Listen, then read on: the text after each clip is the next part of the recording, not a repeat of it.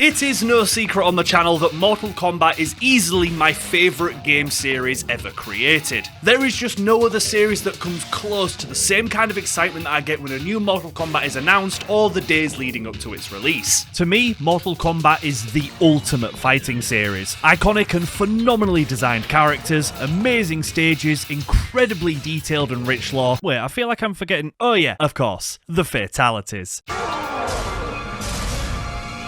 So let me take you on a journey through over 30 years of Mortal Kombat as we play every single game in the series, from the original back in 1992 all up until last year's latest release. I'm going to be summing up what makes each game different and unique, what I like and dislike about every entry, and how well each hold up before crowning the best and the worst Mortal Kombat experience right at the end. So folks, grab a drink, grab a snack, because we are going to be talking about MK4 for quite a while. So without further ado, let's just get into it as we go to play every single Mortal Kombat game, well, ever released.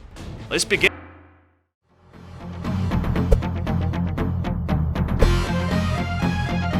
Our journey, of course, starts with the release of the original Mortal Kombat in August 1992. There is genuinely no way I could put into words what this game did for the fighting genre and gaming as a whole. In fact, I'm sure you are all aware of the many controversies made by this ambitious and deadly new fighting game.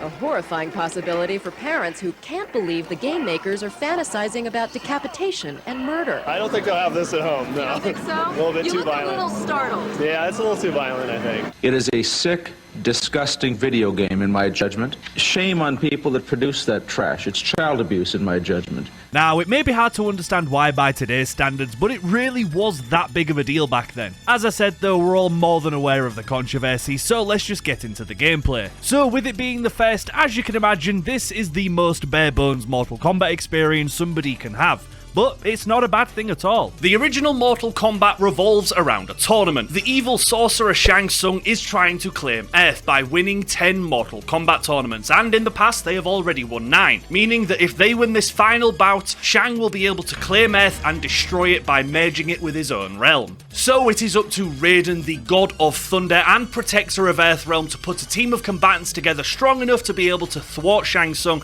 and to stop this deadly merger from ever happening. A simple premise, but it sets up everything we're about to see perfectly. The original Mortal Kombat comes with a roster of just 7 combatants. The cocky actor Johnny Cage, Black Dragon leader Kano, God of Thunder Raiden, the Chosen Champion Liu Kang, the Spectre Scorpion, Stone Cold Sub-Zero, and Special Forces Sonya Blade. A very decent roster for 1992, with each character having their own lore, backstory, and feuds. Of course, the gameplay is again basic here, as every character shares the core set of moves, so their punches, their kicks, and their throws. But that's why each character comes with a couple of special moves that make them truly unique. Liu Kang's iconic flying kick, Scorpion's spear, and Raiden's, well, whatever this is. In terms of the gameplay loop, again, quite simple, and just has you climb a ladder going from fight to fight until you reach the top and beat the evil sorcerer Shang Tsung. But there is a surprising amount of content here, even just for an arcade ladder. The first 7 fights are 1v1s throughout the entire roster, fighting everybody once. Then you reach the endurance levels, and these definitely ramp up the difficulty, as you have to fight 2 characters back to back with the same health bar, and yes, it's just as painful as you might think. After those 3 endurance fights, you will then face the undefeated 8-foot Shokan Prince Goro, a sub-boss that didn't get the email that he was only a sub-boss, as he is an absolute tank, and you are going to die to this guy a lot more than you think you will, as his insane power and complete aggression means he will just delete your health bar with only a couple of attacks. And somehow, if you manage to get past all of that, as I said, that is when you face the shape-shifting Shang Tsung, and he is also ridiculously difficult. All he does is spam skulls that absolutely shred your health, or becomes other fighters to spam things as well. And truly do not underestimate this crumbly old man. But once you get past the spamming and the morphing, congratulations, you are the champion of Mortal Kombat. The game ends on a small screen saying what happened to your character of choice after the win, and these are fine as well. These ladders for me were always just painful. I struggle with the basic 1v1s already, but as soon as you reach the endurance challenges, God, this is where I got humbled. I love the idea on paper, but they are a considerable difficulty spike that comes out of nowhere. And looking back, I don't think the difficulty works in today's climate, but it does make sense for a title originally made for arcade machines. The fighting arenas, of course, are also worth mentioning as well, as they are all fantastic. A glimpse into a world that we know very little about. Goro's lair, the pit, the warrior shrine, the throne room, all of these locations would become staples to the series. And just like the characters, they're very well put together, varied, and just help connect the world. Yes, fair enough, it's just a stage, but they are just as important as every other aspect in a fighting game. And here they are done just as well as the rest. Fights aren't the only thing you'll be tested on in this game, as your might shall also be tested. Was that a good segue? Well, never mind, we're here now. Test Your Might is also featured in this game for the first time as a wonderful palate cleanser in between the carnage. Here you harness your power and use it to break a bit of wood or coal or diamond by mashing buttons until you fill the bar. It's a fine minigame, sure, but nothing really to scream home about either, just a nice little break between the fights. But now, of course, it's time to talk about the Fatalities, the biggest focal point on this game and the entire series to come. In all of the fighting games, if you punch a character in the throat enough times, they'll just go down defeated. But not here. Win against your opponent and you'll have the chance to enter a special input and revel as your character of choice violently kills their opponent in a glorious, gory spectacle. Alright, I may have gone a bit poetic on that, but it truly was the first of its kind, and that's why people adored it. Fatalities became the most important aspect of the entire game, and you can see why. From Kano ripping out their still-beating heart, Raiden exploding their head with lightning, or Scorpion revealing a skull before incinerating them on the spot. They all were and still are fantastic. Yes, fair enough, they are incredibly tame by today's standards, but that doesn't matter, as remember, this came out in 1992, and for the time, they are brilliant, with these Fatalities alone putting Mortal Kombat on the map. If I had to sum up Mortal Kombat in a single word, I think I'd go for charming. You're not going to be spending all of your time here. Like me, you're probably just going to put a couple of hours into it before it starts to get a little bit mundane. But it doesn't stop those 2 or 3 hours being absolutely fantastic and a wonderful visit back in history. The only thing is, with this being the original, it is without question the most dated Mortal Kombat experience a player can have. It's not a bad thing, but it just doesn't hold up compared to any of the other games in the list. So for now, Mortal Kombat gets the #1 spot, because obviously it's the first game we've covered. So with Mortal Kombat being a massive hit instantly, it didn't take long at all for people to get hungry for a sequel. With Midway knowing this, they got to work, and just a year later, the next entry in the series was ready to release.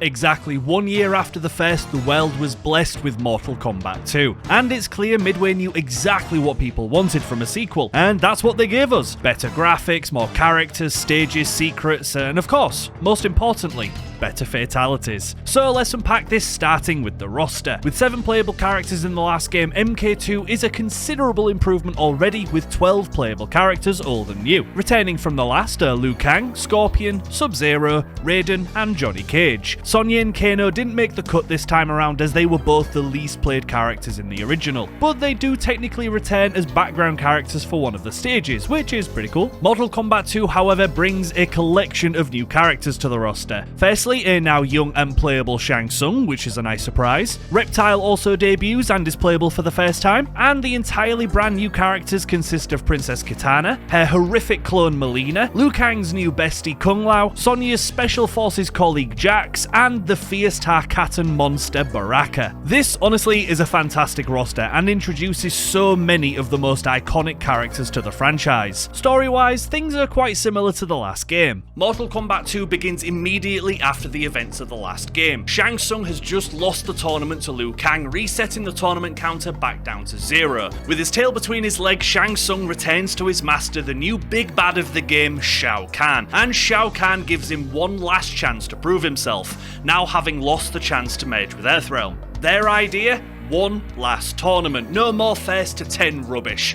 One tournament to decide the fate of Earthrealm and the merger. If Shao Kahn wins, that means Earth is his, but if he doesn't, he will abandon his right to it forever. And again, another very simple premise to the game, but one that sets up one of the best characters in the entire series, Mr. Khan. With the story and new characters discussed, I think it's best to talk about the actual gameplay, and folks, I'm happy to report that this is a considerable improvement over the last entry. Not only are the graphics much nicer this time around, but the fighting and the mechanics play much smoother as well. Movement feels great and hitboxes seem to have been fine-tuned, making you feel more in control of your character. The pace is also a little bit faster than Mortal Kombat 1, making it seem a touch slow in comparison, so another welcome improvement for keeping the blood and the gore as often as possible. The game itself, however, plays identically to the previous. Pick your character of choice and then go through a ladder facing the various opponents. Noticeably missing though from the ladder this time around are any of the minigames like Test Your Might.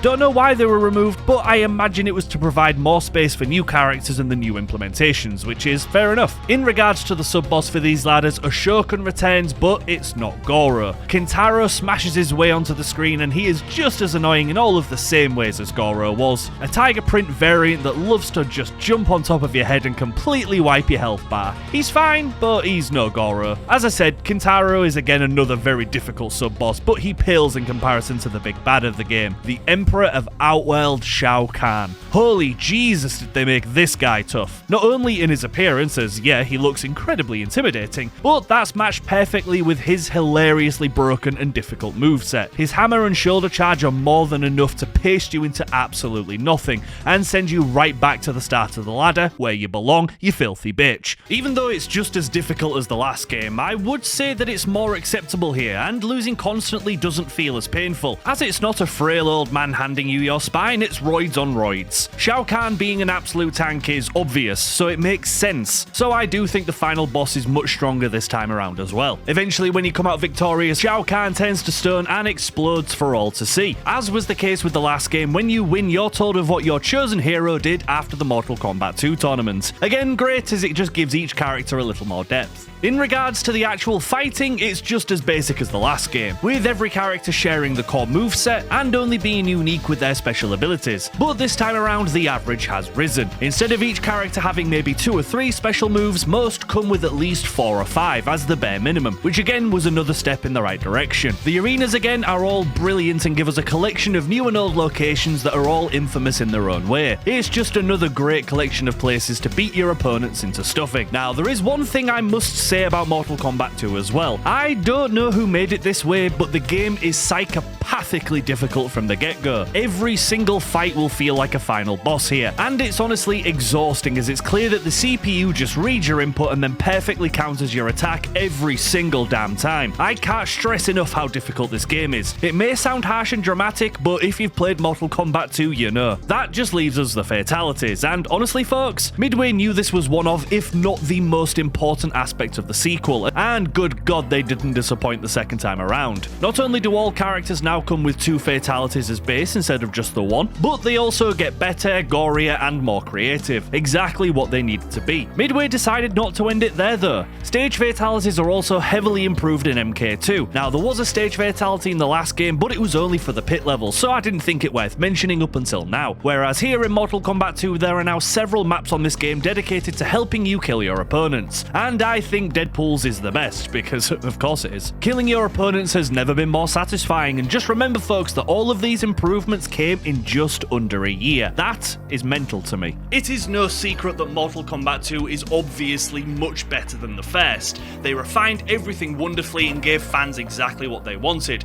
which is exactly why Mortal Kombat 2 is now the #1 spot on the list. It didn't take long for demand for a third game to go through the roof, as fans wanted more characters, more arenas, more blood, more story, more fatalities, so Midway got to work again. But they took a little bit more time with this one, and just over 2 years later in 1995, the year I was born, the true Mortal Kombat 3 was ready.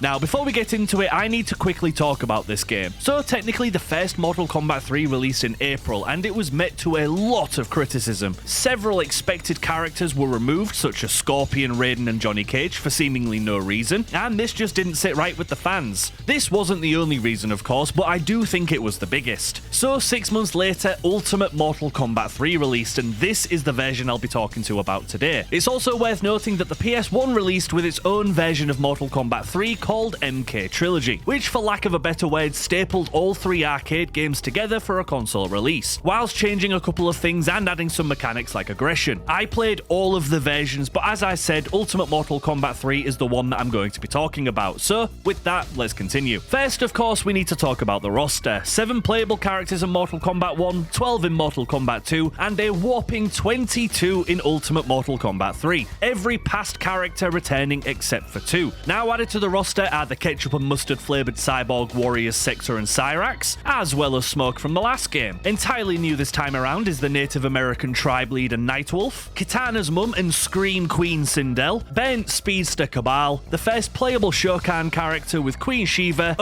yeah, Striker's here as well, but who gives a smeg about him really? It's also worth noting that Classic Sub-Zero, Melina and Ermac are all playable in Mortal Kombat 3 also. You just have to unlock them first, which is a new for the series as well. The tone for Mortal Kombat 3, as you can no doubt tell, is also a lot darker than the previous games, and this reflects the story quite nicely. After his defeat to Liu Kang in the last game, Shao Kahn then decides, sod it, I'm just going to invade. Thanks to the revival and corruption of Queen Sindel, Kitana's mum and Shao Kahn's forced bride. With her power, he is now able to set foot on Earthrealm and attack them proper. So for one last time, Raiden and his team must thwart Shao Kahn to make sure that he can never claim Earthrealm, which is exactly why this game feels a little bit grittier and a lot darker. Gameplay also takes an incredible step up as well though. For the first time in the series, combos actually exist. Each character, like before, has access to the same collection of shared controls and of course their own unique list of special moves. But this time around, each character also comes equipped with pre-made dial or combo inputs, making sure that you can take a considerable chunk of health off your opponent if you're quick enough with the input. And this mechanic just further cemented that Mortal Kombat knew exactly how to trim the fat and give players more of exactly what they wanted. The ladder, of course, returns again with the same premises as before: climb to the top and smite down Shao Kahn. Now, test your might may still be missing, but Mortal Kombat 3 revived another feature from the first game. As before the sub-boss, you are now faced with another endurance fight. The 2v1 is back, but unlike the first game, which saw you face 3 endurance fights, Mortal Kombat 3 only has the 1, which is again another great development. Moving on past that, we then deal with the sub-boss as well. And for Mortal Kombat 3, we have our next original concept, Motaro the Centaur. A clever name, if maybe a bit on the nose, but he is still your run-of-the-mill sub-boss. A gigantic tank of a creature that can demolish your health with headbutts or his mechanic tail laser. Motaro is certainly another creative addition to the sub-boss roster. However, for me, he is the weakest so far. I think I just love the Shao Kahn race too much, and Goro is one of my favourite characters. So Motaro just felt a little bit underwhelming, which I know doesn't sound fair, but it's just the truth at least. Not saying he's a bad character at all, far from it, but I do think he's the weakest of the 3. The final boss, of course, is the great Shao Kahn once again, and honestly, he pretty much plays identically to his last rendition. He hits like a bastard and will mock you openly in between spamming you with insane shoulder barges and new hammer attacks, with his hammer becoming iconic for the character going forward. But the same as before, best him in Mortal Kombat and then he will absolutely bleed. Oh, well, maybe just explode off screen? Yeah, I didn't like that at all. The effect of his death is great, but the fact that we don't see anything to me was a huge letdown. With your victory, of course, Shao Kahn is no more, and your chosen character gets another ending describing what happens. Once again though, folks, it's time to talk about the finishers. Returning this time are the regular Fatalities, with each character receiving 2 again. The Fatalities are fine in my opinion. They again look the best they ever have, but I can't help but feel like the devs went a little bit too silly with them. Scorpion's Ben and Shiva skinning the opponent alive are great, but Melina spitting a mug full of pins at somebody or Cabal inflating them like a balloon just felt too much for me. But for the most part, they are still a considerable improvement. It's also worth mentioning now that a few years after this release, they did port the Ultimate Mortal Kombat 3 experience onto the Game Boy Advance, shockingly calling it Mortal Kombat Advanced. And I did also play this as well. It was fine. A bit difficult again, but a decent way to play classic MK on the go. It doesn't really need mentioning, it's just a different port though. It's no question that Mortal Kombat 3 is obviously the greatest of the arcade releases. It has the most characters, the most stages, the best mechanics, the most things to do. It is truly a wonderful experience even today, and I would recommend Mortal Kombat 3 easily if you wanted that arcade feeling and experience, but without it getting mundane quite quickly. I enjoyed Mortal Kombat 3 so much, and it is easily the one I would recommend the most so far. So of course Mortal Kombat 3 takes the #1 spot for now. Now the only problem was that this was the worst selling Mortal Kombat to date, and some fans started to get a little bit bored of the repetitive nature of the games. But with new technology right around the corner, Midway got to work once again, and worked hard to craft the next perfect Mortal Kombat experience. Before that though, they decided to try and take a risk, and make a brand new type of game first for consoles, meant to tide the hungry fans over until the release of Mortal Kombat 4, and for the first time, Mortal Kombat became a platformer.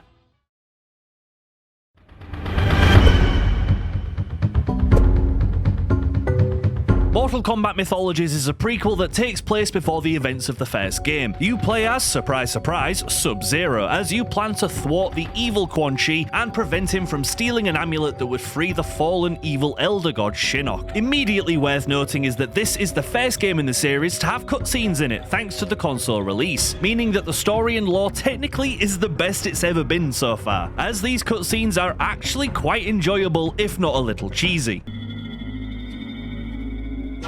The amulet! I have Shinnok's amulet! Whose amulet?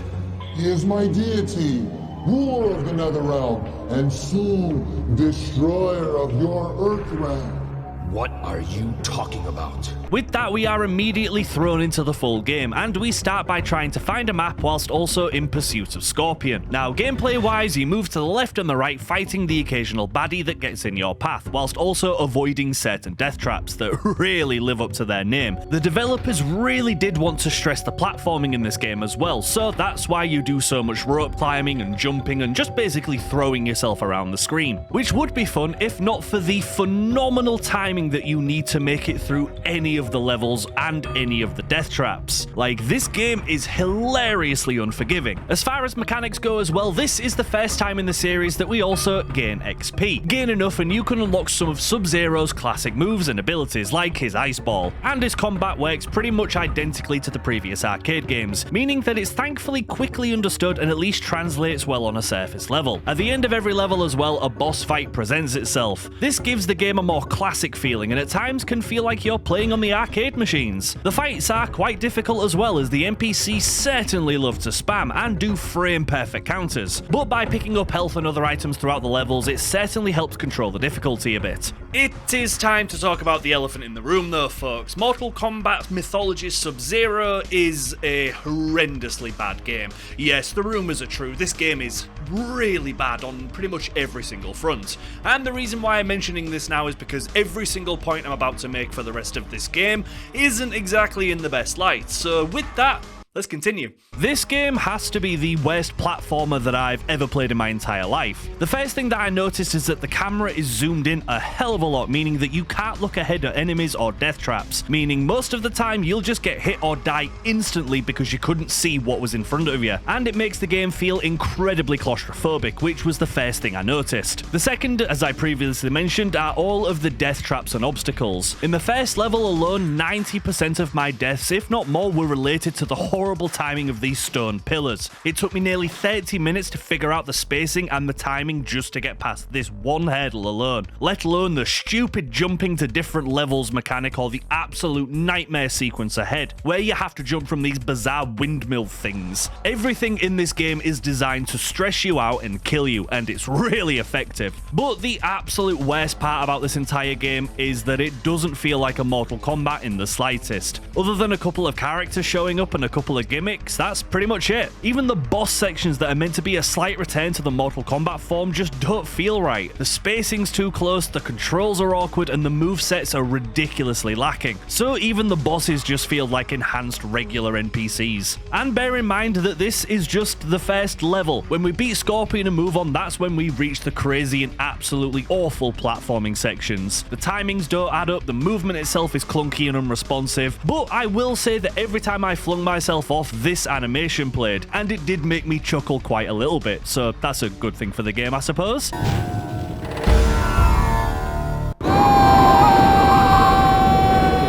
I'm not gonna lie to you folks, I hate this game, and after getting game over in this section 2 or 3 times without being able to move on, I shut this game down and I vow never to return. The entire game is a miserable experience that is stupidly unfair, unfun, and has very little to do with the franchise that it's associated with. And that's such a shame, because if this did work and was a good game, we already know that it was meant to be the start of an anthology spin-off, which could have been really interesting. But as it stands, I'm glad it never happened. But as I said, Mythologies Sub-Zero is easily one of the worst games that I have ever played, let alone a Mortal Kombat game. And we have so much better to get to, so let's just move on, get to the good stuff, and put this at the bottom where it belongs. May it stay there and die. I will say though, the one thing that I did love about this game was the lore and the cinematics though. Being able to see characters like Quan Chi, Scorpion, and even Serena in the flesh and have them be very motivated characters was great to see. And even if you hate the game, spending 15 minutes to go through all of the cutscenes is still more than worth it. So thankfully the game at least has a silver lining. With Mythologies absolutely bombing in every conceivable way, it was amazing to hear that the next true Mortal Kombat was only around the corner. And for the first time in the series, Mortal Kombat had abandoned the models and the sprites that it once knew, and it was time to go 3D.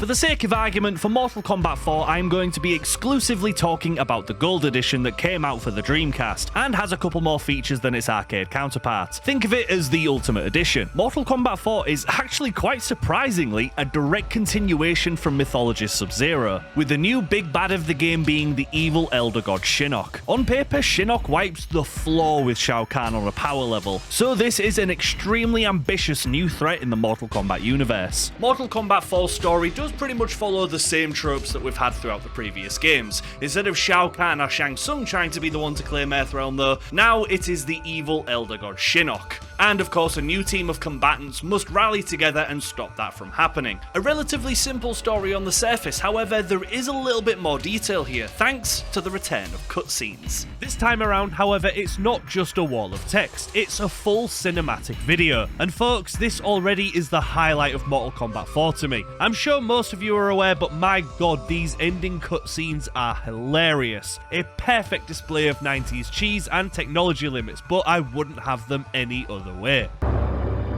The battle is finished. Your quest for vengeance is over, Scorpion. You cannot kill a dead man. You have defeated my physical form, but my soul is eternal.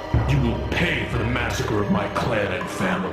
The setup for Mortal Kombat 4 is also the exact same that came before, with you choosing your character of choice and then climbing the ladders looking to take out all of the opponents in your way. Unlike any of the previous games though, that's all there is. No special endurance matches, no mini games, just fight after fight until you win. And honestly, it did feel like something was a little bit missing here, but for the most part it does work just as fine as it did in the previous games. Now we need to discuss the roster. Mortal Kombat 4 brings an impressive 20 characters to selection, 13 returning including Scorpion, Sub-Zero, Raiden, Liu Kang and Katana, to name a few, but 7 brand new fighters hit the screens for the first time. A now playable Quan Chi and Shinnok, God of Wind Fujin, war-obsessed Reiko, Edenian's very own Tanya, as well as Jarek and Kai, but honestly they aren't anything special, with Jarek being a really bad Kano clone. The roster is honestly fine, and we get a good coverage of classic fighters as well as some great new ones. Some of course would become more staples in the franchise within later games. No, not you. Got it. Shoo, get out of here. Finally, it's time to talk about the gameplay, and Midway once again have made some brave new choices and refinements. Firstly, and most obviously, everything's 3D, including the arenas that you fight on, which adds a cool new perspective to the fights. And for the most part, the arenas are all quite good. The fighting, however, is actually very familiar, even though they have completely redefined the combat and combos. Unlike Mortal Kombat 3, where every character had unique combo sets, MK4 mixes this up by giving every character the same strings that do the exact same animations for every single fighter in the roster. And to me, this is a good and a bad thing. I think the combo system has never been better, and I really did enjoy fighting in this game, as it was easier to swap between characters without needing to relearn an entire moveset. But the big problem with this is now that every character feels the same. Reptile, Shinnok, Fujin, Melina, Raiden all operate and move the same, and it almost felt like I was playing the original again, as they only seem to be truly unique thanks to their special moves. So, a blessing and a curse cares to me. Also new to Mortal Kombat 4 is the new weapons mechanic. Scattered through the floors of the arenas are different items that you can pick up and use in combat. From skulls to rocks to actual maces, there's plenty to pick. But it's a small system and for the most part you won't really be using these throughout the gameplay, or at least I didn't anyway. Now the next thing I'm not sure how to talk about or really what to call it, but it needs mentioning. Mortal Kombat 4 decided to add some of the most hilarious in-game dialogue that I've ever heard. Like when characters get hit, the noises they make and the things that they say are absolutely wild. Here is my favorite example. Excuse me, Shinnok, sorry. Your leg? Hilarious. So after you've beaten your way through the first combatants, you'll eventually reach the sub-boss of this particular ladder, and it's a great thing to be able to say that Prince Goro has returned, and he is as good as he's ever been. Not only is his design one of my favourites in the game, but he is a ton of fun to face. Yes, he is just as difficult as previous games, and he will kill you many times, but it doesn't feel as jarring here, and it really was a treat trying to tackle this big behemoth yet again, and it's easily the highlight of the ladder. Moving on to Shinnok as the main boss, I'm really sorry to say, he sucks. In my opinion, he is not a good final boss at all, as he feels just as squishy as every other combatant. He isn't a difficult challenge to fight, so it's quite underwhelming, especially after the struggle through Goro. Then you remember how vicious and powerful Shinnok's supposed to be, and then it just doesn't sit right. To me, he needs to strengthen the feel like the bosses from previous games. Make him have armor, hit hard, and know what he's doing, because this version of Shinnok is not a final boss. He's barely a sub-boss here, and I think this is where Midway went wrong in making him a playable character, as from this he needed to be on the same playing field as the rest of the characters, and for a final boss it really doesn't work. For the most part, folks, as well, that's all I can really mention. Mortal Kombat 4 stripped back a lot, but how do the Fatalities fare? For the most part, I actually quite like them. Now, Mortal Kombat 4 Fatalities have always been regarded as somewhat bad for the series, but quite frankly, I can't fully agree. Some of them are absolutely awful, and there are no doubts about it, but I like the most that I performed or fell victim to. The new 3D spaces made the animations a lot more cinematic, and I loved that. Raiden's is a good example of this, as it offers multiple camera angles, a dramatic animation, and a decent amount of blood. Each character also returns with 2 as well, meaning there are plenty to go through. The only thing that I will say that is a bit bizarre about them are the characters that can suddenly fly, like Reptile and Jarek's Fatalities. But I imagine this was done to give more of a polished cinematic animation, which I don't mind, as I think the rule of cool applies here. Just please don't do it again. And that's it. In terms of different alities, however, unlike the previous games, there are no brutalities, friendship, mercies, animalities, babalities, all of it is gone. And I would have loved to have seen more, but I do understand why they were included.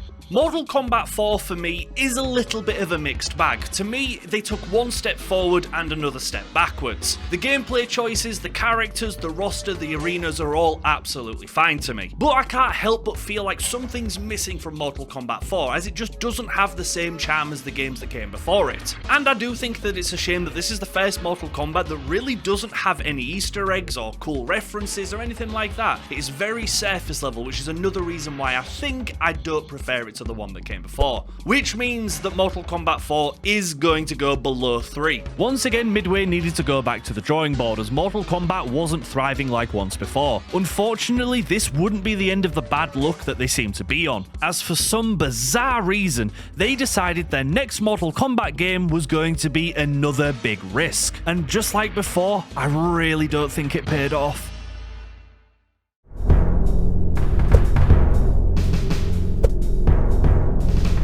That's right, they decided to try something new again, and that comes in the form of Mortal Kombat Special Forces, an ambitious new Mortal Kombat title that changes the format up once again from fighting beat-em-ups to, well, adventure shooting and beat-em-ups. Now, the first thing that I need to mention is actually the opening cutscene where you boot the game up.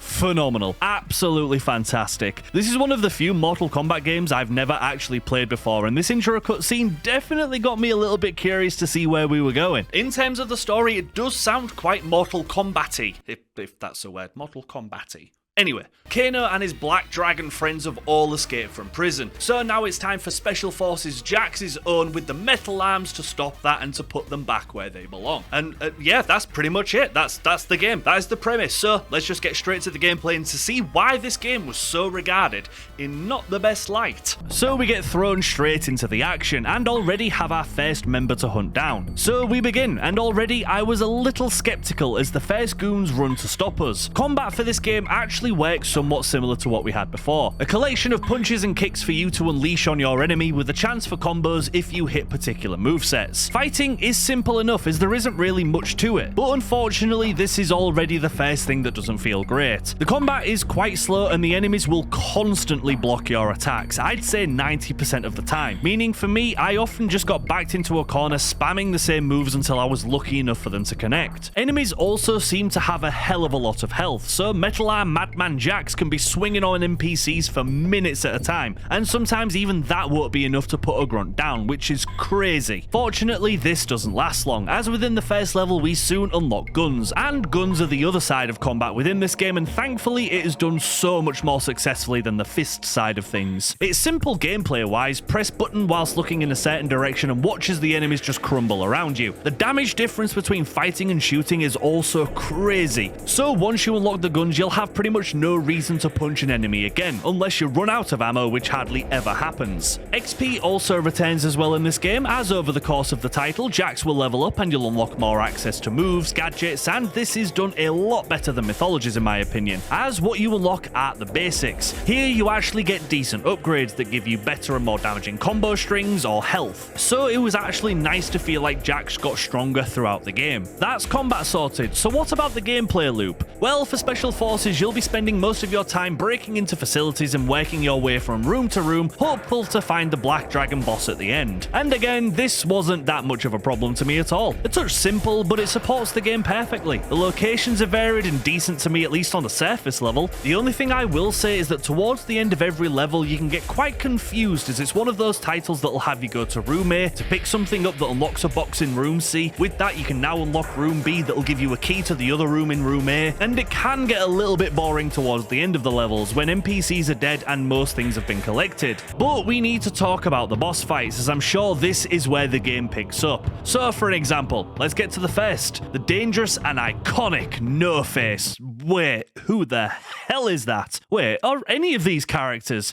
No Face, Tajia, Gemini? Well, yeah, unfortunately this is another big problem for me. The bosses and the characters are nobodies. We have Kano, who we know, Jarek, who we've only just learnt about in MK4 and hate. Oh, and we actually have Tremor here for the first time, and I actually love Tremor, but not in this game. Tremor is important later on. The rest I could not give a smeg about, and you may say that's a bit unfair considering these characters are just being introduced, and that's the problem. This shouldn't have been the game to introduce characters. It should have built up on the lore we already knew and loved from the last games, making this a spin-off actually worth playing to learn our favourite characters in new ways. I'm not saying include no new characters, but only having 3 return from the official Mortal Kombat universe was a very bad call to me. This steers me rather nicely into the main problem of the game, and similar to the last spin-off, it's just not Mortal Kombat. Other than the title and the fact that you play as Jax, there's nothing of MK here. If you swap the name of this game and the character you play as to something else, then you wouldn't question it. And that's again the big flaw with these spin-off titles. They do not portray their own IPs faithfully, and that just makes it really mundane. It is also worth noting that behind the scenes the game went through developmental hell, so there were a lot of problems, so it wasn't going to be the best game. And for what it's worth, I don't think this is the worst game I've ever played. I think it's better than most give it credit for. However, the problem is it's just not Mortal Kombat. No blood, no fatalities, hardly any important lore or connections.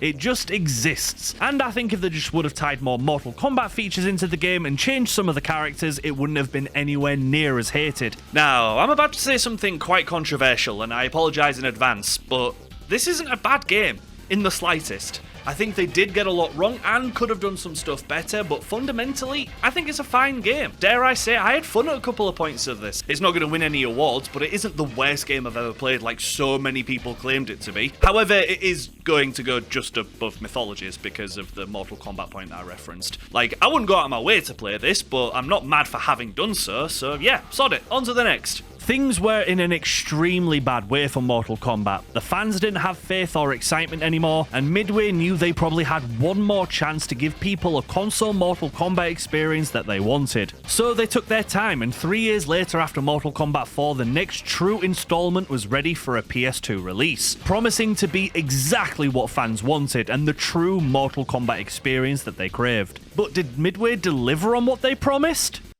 You're goddamn right they did.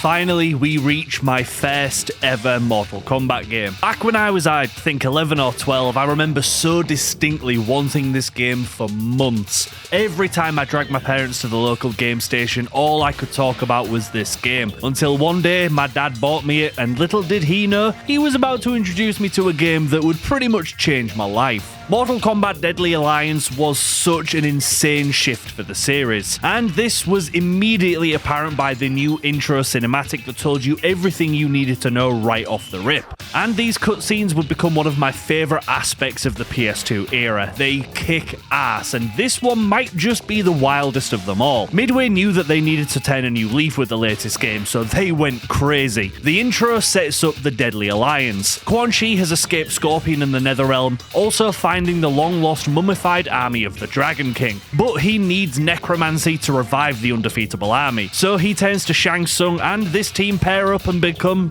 well, the Deadly Alliance. The only problem is, how can Shang Tsung and Quan Chi compare to Shao Kahn and Liu Kang, considering they've done nothing but collectively take L's this entire time? That's where the crazy comes into play. First, they pay a visit to Shao Kahn and actually defeat him, which, fair enough, that's a statement. But we've already beaten Shao Kahn ourselves twice. You'll need more than that. But there is no way that they can just kill the main character of the last 4 games without, like... Liu Kang is dead. They just killed Liu Kang in the intro cutscene. This may not sound like much, but it is a massive deal. This is the equivalent of Street Fighter killing Ryu before the games even started. This was Midway showing that it is a new chapter of MK, and that they weren't afraid to make big decisions like this. The rest of the intro shows Raiden summoning a team together to stop this deadly alliance.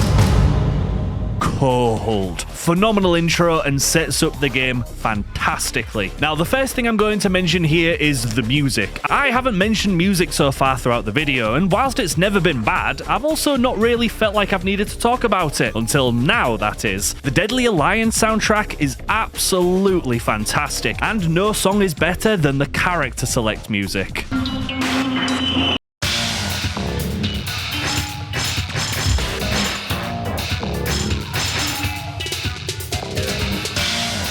But actually, onto the roster. Now, something you'll notice immediately is that a lot of the characters haven't been unlocked, which is another real change here. Yes, Ermac, Melina, and Sub-Zero were unlockable in MK3, but so much of the roster here is yet to be found. For the sake of argument, though, there you go. The returning heroes are, of course, the basics: Sub-Zero, Scorpion, Sonya, Kano, Raiden, and that sort. However, 8 new characters join the fight. A very decent roster again, and the new standouts in terms of characters I would say would be Frost, Kenshi, and Nitara, as most would become iconic and loved, whilst the others, well, just didn't, unfortunately. With the roster discussed, it's now time to address what options you actually have in this game. Now, if you want the more classic Mortal Kombat experience, you'll head straight to Arcade, which works the same as previous games, fight after fight until you reach the sub-boss and main boss. You know how this goes by now. The fighting itself, though, has gone through some impressive changes. Now, each character comes equipped with 3 separate styles of attacks, 2 martial arts related, and 1 that grants a weapon, with every different fighting style having its own unique moves, inputs, animations, and damage, and can be freely switched between at the push of a button, meaning that every single character in this game feels and plays totally different than the others. A massive improvement over the previous game, and all of the fighting styles are well animated, easy to pick up, and the potential for combos has never been better, thanks to many pop-up attacks, making it so the more you play and get used to your trusted character, the more impressive moves you can create. They can be tricky to pull off, but stringing an incredible 11-hit combo together involving 2 different fighting styles and unique moves makes it so rewarding. A phenomenal improvement. The special moves of course return and are pretty unchanged, although it is worth mentioning that every character has quite a small list to choose from. So in terms of fighting and the arcade ladder, it's never been more fun to beat people up in Mortal Kombat. But now it's sub-boss time, and Deadly Alliance is also a brand new character with Moloch. Another Oni and Dramin's buddy, this giant ogre with the ball does his best to live up to the likes of Goro, Kintaro, and hell, even Mataro, but unfortunately doesn't fare well at all. There's nothing technically bad about Moloch, but he's just forgettable unfortunately. He's the easiest sub-boss yet, which makes sense as the console-released MK games are much more forgiving than their arcade counterparts. But he just doesn't have the same intimidating charm that came before, so he is the weakest in all regards so far unfortunately. With the sub-boss down, it's now time for back-to-back fights with the Deadly Alliance, and I think this is exactly where Deadly Alliance missed a great opportunity to bring back endurance mode. In the arcade ladder, you fight both of these chaps separately, which really doesn't make them feel like a final boss in the same way that Shinnok didn't. They're fun to face, but there's no difference between the big bads of the game and say Boraicho or Cyrax, and that's a shame as endurance mode was right there. This should have been a classic 2v1. Beat Shang and Quan Chi jumps in to help. This would have done wonders in not only making them feel more of a final boss, but also more like the Deadly Alliance that they claim to be. They're not bad, but it could have been so much more. When you finish as well, congratulations again, you've stopped the Deadly Alliance, and like before, you're told of what happens after the win. Although this time the endings are narrated by Raiden, as you're shown a couple of snippets of pictures of what happened next. They're great, and I actually do prefer them to the cinematics, as they are just what they need to be, which is fine. The arenas you fight in are also fine. Every single arena is a new idea, and there are 0 returning old stages from previous games, which I understand, but I wish wasn't the case. The arenas are alright, as I said, but most of them just don't hold a candle to the originals in the slightest. That's not all though, folks, as we still have more game modes and a lot of new to discuss. Next, let's talk about Conquest Mode, a new game type that sees players go through hundreds of challenges and training sessions, so you know how to use all of the fighters in the game whilst also being given a ton of lore and backstory upon beating every challenge. Like, I missed this as a kid, but the intro mixed with Conquest lore and all of the character endings and arena bios means this game is like a sodding Souls-like of hidden information. They do a phenomenal job here. However, the missions themselves are just fine to me. Each 10 covers a certain character. At first you go over the basics of combat, but by the end you'll be given some pretty nutty combos to perform. Now, the first maybe 6 missions with each character are a little boring, but as soon as they get to the meaty combo challenges part, this is where they start to get quite fun. Other than that, there isn't really much to discuss. It's Midway's first attempt at a coherent story, and it's fine, but they wouldn't start to realise its full potential until the next game. Now, you may have noticed, folks, that throughout all of the gameplay I've shown, you may have seen me unlock coins as rewards throughout the entire game, and these coins tie into a brand new feature in the game called the Crypt. Once you enter, you are greeted with a collections of coffins and costs. Spend the money and unlock what's within. It could be anything from concept art or a piece of music, all the way to an entire character or alternate costume for said fighter. So spending your well-earned money is vital here, as it only unlocks more of the game. The only thing I will say, however, is that the grind for the coins is absolutely ridiculous. There are 7 different colours of coins that all work differently. So if you have a coffin, say, priced at 700 red coins,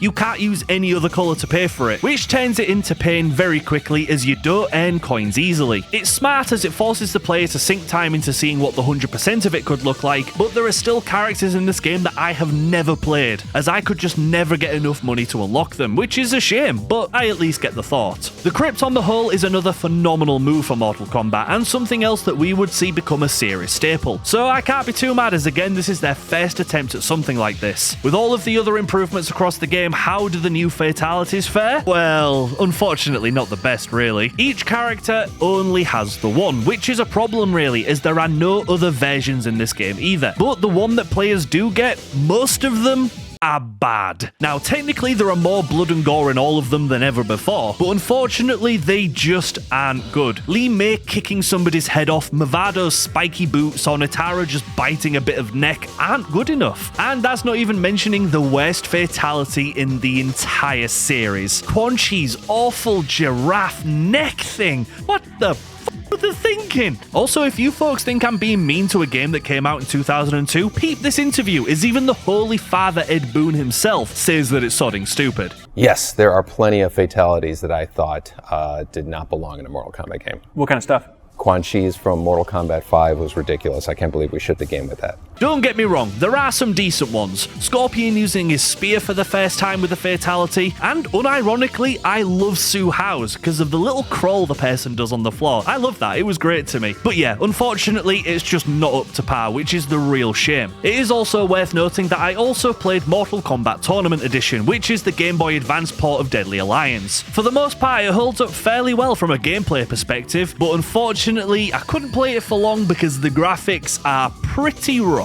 Like, don't get me wrong, it's a decent attempt at a replication that I'm sure many people would have enjoyed at the time, but compared to the original, it's not even close. The roster is also wild, as they binge some of the most important characters like Kung Lao, Kitana, and even Sub-Zero, but for some reason, Sector's playable here, and Serena again, for some bizarre reason, absolutely no clue. Folks, we've arrived at a new era of Mortal Kombat. Also, get ready to hear new era a bunch during this series. Deadly Alliance was such a crucial and important game for the Mortal Kombat series. If this game didn't do well, I guarantee you the series would be dead. And now this is the brand new standard of Mortal Kombat. This is what people expect. They want fun, they want gore, and they want content. And Deadly Alliance gave it in abundance. So it goes without saying, but Mortal Kombat Deadly Alliance obviously takes #1 on the list and is the new reigning champ. But reigning for how long? As apparently, Mortal Kombat have already got the next game on the way, and it's meant to be even better.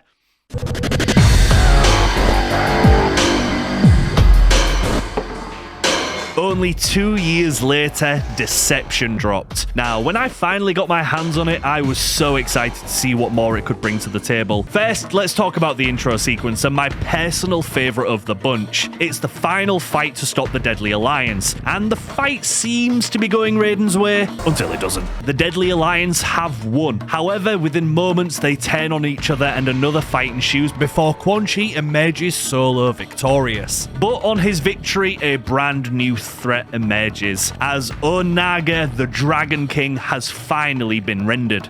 Oh, and I hear you asking, how big of a threat is Onaga?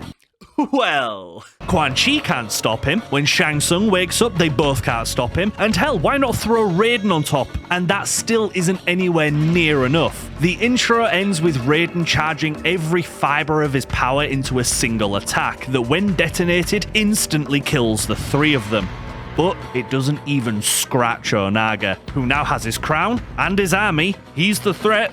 Go kill him. I cannot stress how incredible this opener was, but enough simping over the intro. Let's get to the game itself. The roster this time around, however, is again just simply magnificent. More series classics return besides the expected few that always do. Back on the big screen are Mileena, Ermac Baraka, Cabal, Sindel, and hell, even Zombie Liu Kang. And seeing these characters again after so long was so fantastic. But not only that, we do get some returns from the previous game as well, with Kenshi, Li Mei, and Bo Raicho, and a small collection of brand new characters as well, like Ashura, Shujinko, Hotaru, and Havoc, in this phenomenal 24 character roster. And it's also worth mentioning that in the GameCube version, you also get Shao Kahn, Goro, and Blaze's playable characters as well, which is insane. This, without question, is the strongest roster so far in Mortal Kombat by a country mile. Well, to me at least. As far as the arcade side of things are, again, the same as the previous game, but each character does have a couple more special moves, back to around 4 or 5, which was great. So let's cut straight to the sub-boss, and this time around, it's Noob Smoke. An interesting choice for sure, but these two combined are actually quite a fun sub-boss. I wouldn't say the most iconic. In fact, I kind of forgot Deception had a sub-boss until I played it again for this. The fight is fun though, and it is a decent step up in difficulty, which I also really appreciated. And also, it would have been amazing to have fought Shang Tsung and Quan Chi like this in the previous game. However, Onaga has some big shoes to fill, so how does he fare?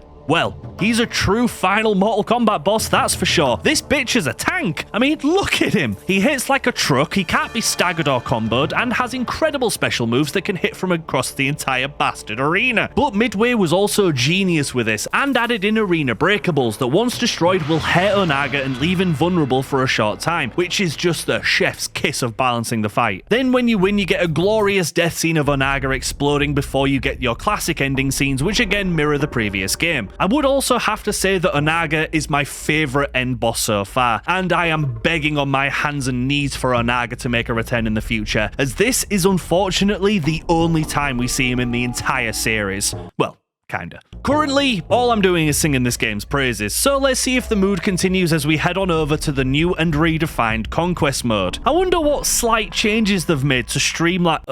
They've changed the entire fundamentals of it, and now it's an actual mini RPG adventure game with a unique story, amazing characters, fun gameplay, and amazing visuals. Yeah, alright, of course it is. Yeah, I'm not joking. Conquest mode was rebuilt from the ground up, and now you play a story where a character called Sujinko must travel all of the realms in Mortal Kombat, collecting unique items on behalf of an elder god called Damashi. You start off young, and the more tutorials and fight you get in along the way age your character so that you finish the story as an old man and the Sujinko you may recognize from the roster. I cannot stress how phenomenal this game mode is, folks, as there is so much content in here. From all of the incredibly hidden secrets you'd expect from classic arcade experiences like hidden characters, unlockable fighters, secret fights, but I mean just the fundamentals. This game has you go to all of the realms some you've only heard about. Order Realm, Chaos Realm, Outworld, Nether Realm, all of them, and they are all pretty damn unique and different. The characters' voice acting are also doing a really good job. It's not the best voice acting you've ever heard, and most of the lines fall flat.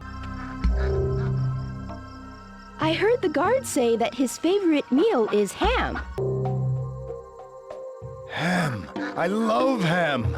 Thank you very much. But I think it's really charming in a goofy way, and I love talking to all of the characters that I saw. But then it also gives you fantastic lore, a deep story that connects you to the characters you play as, and also helps you understand the combat with tutorials implemented well. Like, there is zero bad things to say about this game mode, not one. Within the story as well, it's revealed that once you've collected all of the relics, you are actually claiming them for Onaga, and not the elder god Damashi like you once thought. Damn, if only there was a word for that betrayal. Deceit even. Untruth, trickery, if you will. Anyway, in short, Conquest mode is the best it's ever been, and by a country mile. For the first time in replaying all of these games with Deception, I didn't want to stop. In fact, I didn't. My point is, whenever I have a bit of free time, I still play this, and I'm loving it. It's also worth noting that the crypt returns from the last game as well, however, it works the exact same as before. But thankfully, the coins are much easier to earn, meaning the overall experience is a lot less of a grind, which is again another thing this game does better. That's not all though, folks, as Deception brings two entirely brand new game modes as well. Firstly, let's talk about Puzzle Combat. Basically, a weird Tetris spin-off where you must defeat your opponent by making sure your tiles don't ever fill your screen by connecting 4 colours. Whilst this happens as well, you may notice little cute versions of characters also have a scrap mid-tile off. A great game mode, it truly is. Not what you go into Mortal Kombat for, of course, but I played this quite a bit and I definitely will again. The other, however, is kind of mental. A full working version of Mortal Kombat chess. And no, I'm not joking, you fill your board and play chess. However, when you get to take an opponent's piece, that's when you'll be thrown into a classic brawl. So they've even implemented the Mortal Kombat aspect well into this. Now, I am a bit of a nerd and I quite like chess, I can't lie. I used to play it with my grandma when I was younger and I've always enjoyed it. So a Mortal Kombat chess experience and done well? Who would have thought? Okay, folks, last game they were a touch disappointing, but how do the Fatalities fare this time around? Well, I'm so happy to say that they are back to true form as well. Each character now has 2 again, and the quality of the Fatalities has also improved considerably. Great animations, great action shots, and plenty of gore. There are a few weaker examples, don't get me wrong, but for the most part, they are fantastic. That's not all. There is a new type of ality within this game too, and it's amazing. Normally upon your defeat, you just have to stand there and await your demise. But not in Mortal Kombat Deception, as when you lose, you now have a brand new option. Kill yourself. Yes, of course, Harakiris enter the series for the first time, and unfortunately, their only time as well. If you're quicker than your opponent, you can punch in a code and go out on your own terms, which is just another lovely little touch that I don't think I would have ever thought to implement. And I'm gutted we haven't seen these return since, so for the new Mortal Kombat, God, I hope they don't call it Mortal Kombat 2, but I'm expecting Harakiris to be in the next entry. They need to be, they are just an incredible idea, and being able to use Harakiris online is give me! They had already mastered the Mortal Kombat formula, and it truly was the best definitive version of Mortal Kombat that you could play, and some would argue still is. It is without question one of the greatest Mortal Kombat games that will ever exist. And if you haven't played this yet, I highly recommend going back and giving Deception a go. You will be pleasantly surprised by how much you enjoy this game. So without saying, Mortal Kombat Deception is the new #1, and it will take a hell of a game to knock that off its throne. Again, also worth mentioning that shortly afterwards the PSP received its own port of Mortal Kombat Deception, renamed now as MK Unchained. This is a direct port over to the PSP but comes with more characters than ever before, with Jax, Kitana, Shao Kahn, Goro just as a couple of examples. This was a fantastic port, and it was amazing to finally play some of the characters that I've never been able to give a go before. So another great way to get your Mortal Kombat fix on the go. After Deception, fans could not wait for another entry. MK popularity was at an all-time high and Midway knew it, so that's when they made one of the craziest and riskiest decisions they possibly could. The next Mortal Kombat game is almost ready, and once again they are trying to make an adventure game. So sure, let's try it again. How did they do this time? Well, they knocked it out the f***ing park.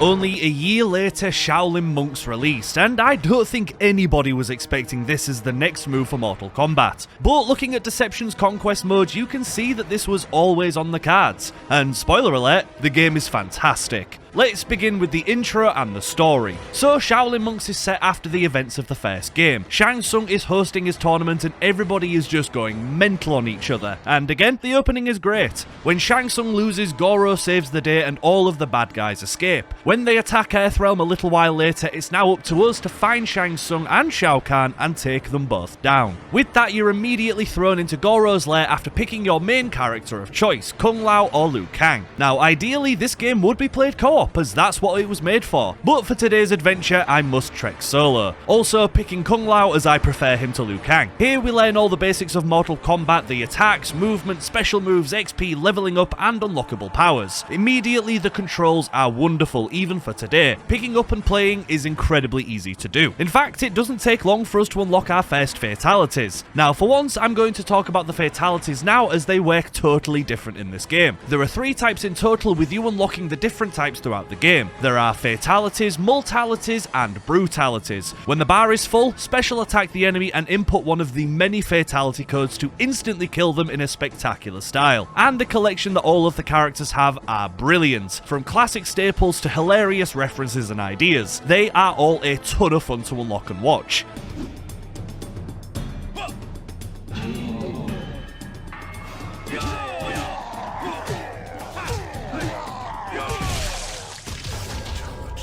Multalities are the second form, and these kill all enemies within a small radius around you. Again, the animations are great, but there are fewer to perform. Finally, Brutalities, and these just have you going mental and kill as many people as you can within a certain time limit. All of them are fantastic and implemented well, so it was really nice to finally see Fatalities within a side project. Straight afterwards, we're introduced to the first boss of the game, a rather large Oni creature that we speedily introduce to death. With that, we unlock our first upgrade and now are able to perform massive leaps now to cross gaps. This, honestly folks, is the building blocks for the entire game, as our objective is to head to different locations, killing bosses to gain power and weaken Shang Tsung for the final fight. And this little taster of what's to come definitely got me excited for the bosses that I'd recognise. Throughout the story, your character, like in Deception, will visit many fantastic locations in the game, so being able to see all of these locations and walk within them was just wonderful. As you can tell, a ton of thought has gone into the level design, and all of it just radiates Mortal Kombat, which again is another wonderful improvement to what came before. Now, besides all of the fantastic movement, smooth combat, and great levels, one of the biggest focus of the game is clearly the boss fights, and they are all larger than life and a ton of fun to go through. There are also a bunch of them throughout the game. Reptile, Melina, Goro, Scorpion, Baraka as just a few examples, but you fight everybody you'd expect to and more,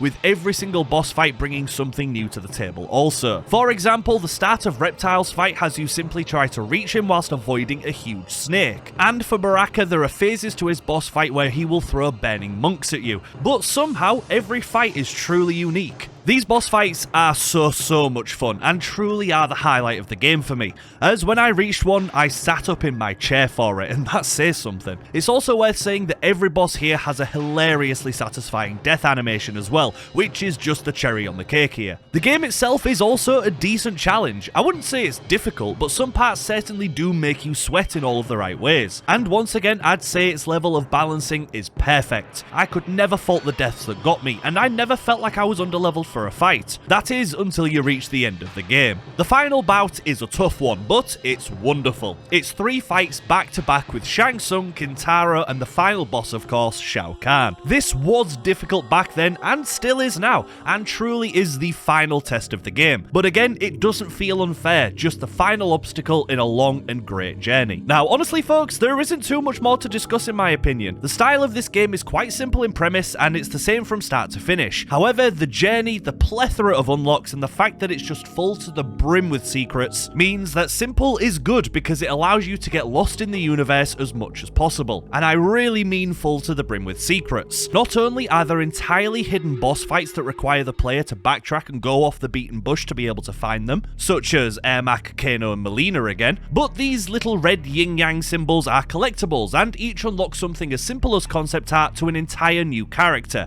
which is again great. I got lost in this game so much, and like Deception, just could not put it down. So again, really cementing that this game is wonderful, and if you haven't had the chance to play this before, I beg you to give it a go. It is simply wonderful. It's also worth mentioning that there is an entire other game mode in Shaolin Monks as well, although since I'm a loner, I can't show any of it because I don't have a second controller. But if you wanted a more classic feeling, you could load up small maps with iconic characters and beat the stuffing out of each other in a much more familiar experience. But I can't say much on it, as again, I couldn't play it this time around. Now, I know that I haven't talked about Shaolin Monks as much as the other games, but trust me, it is absolutely magnificent, and there is a reason why everybody is begging for a sequel or a remaster, including myself. It is genuinely fantastic. Now, I don't think it's as good as Deception, but every other Mortal Kombat? Honestly, yeah. So even though it's in a completely different style to most of the games, it is currently going to take the number 2 spot. Shaolin Monks surprised a lot of fans and was a welcome addition to the series, but it wouldn't take long for the next entry to be ready, and this time around Midway decided to do something absolutely insane, as apparently the next installment has every character that's ever existed as playable fighters.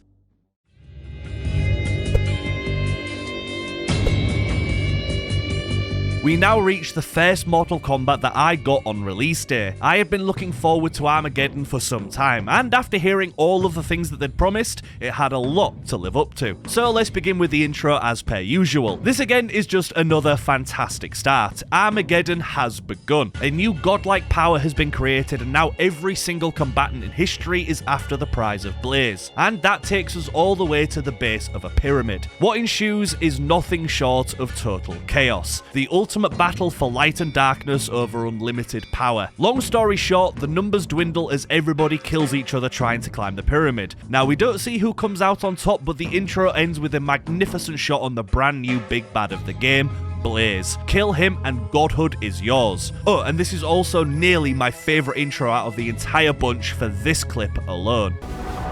Like moths to flame, they would be drawn to battle.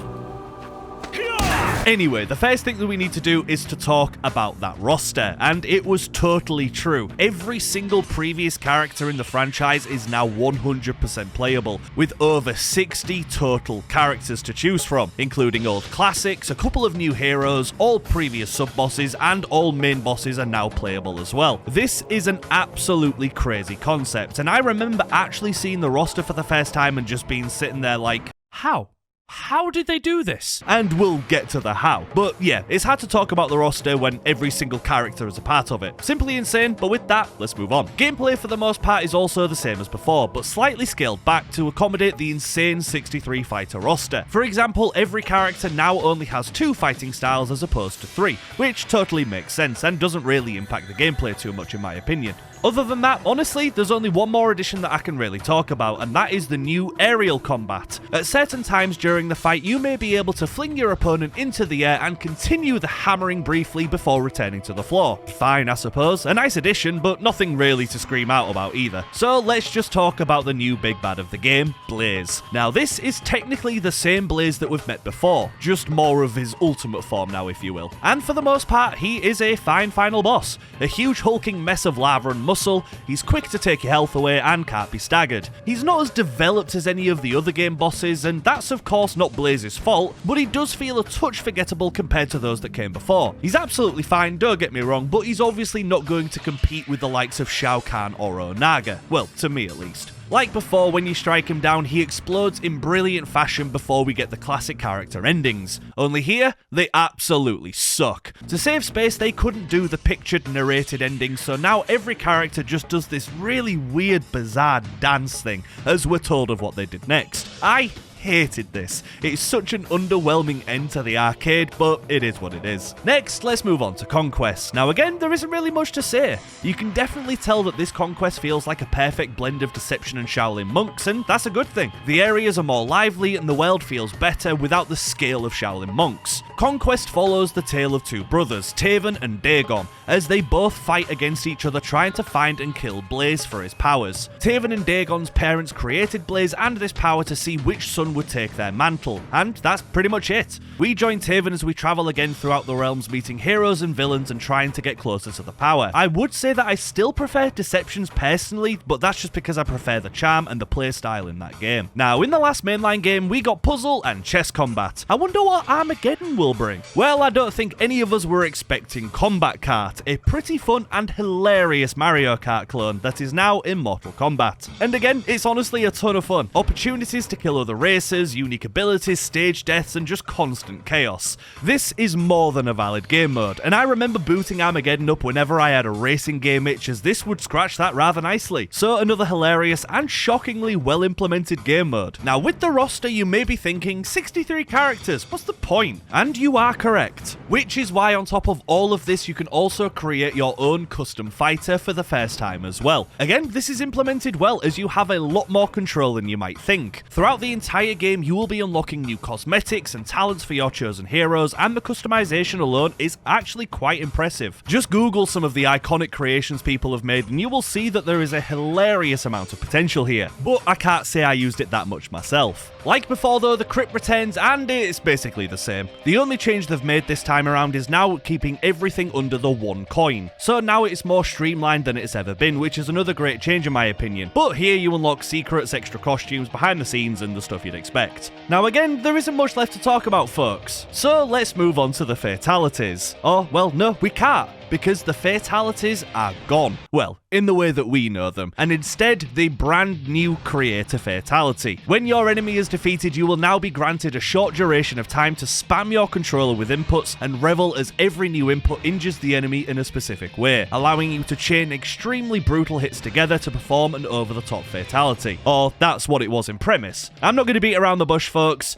This sucks. It absolutely sucks. It does make sense, as giving all 63 characters their own individual animations and fatalities would have been too much. So making all characters share this system instead does make sense. However, it's so not worth it. The animations are lacking, the inputs are a nightmare to perform, with each successful attack speeding up the counter for the next, making it so that I only ever really got 3 or 4 hits in before they just fell over anyway. I understand why they did it, as I said, but I hated this so much. And so did everybody else, unfortunately making Armageddon known as the Mortal Kombat with the worst fatalities.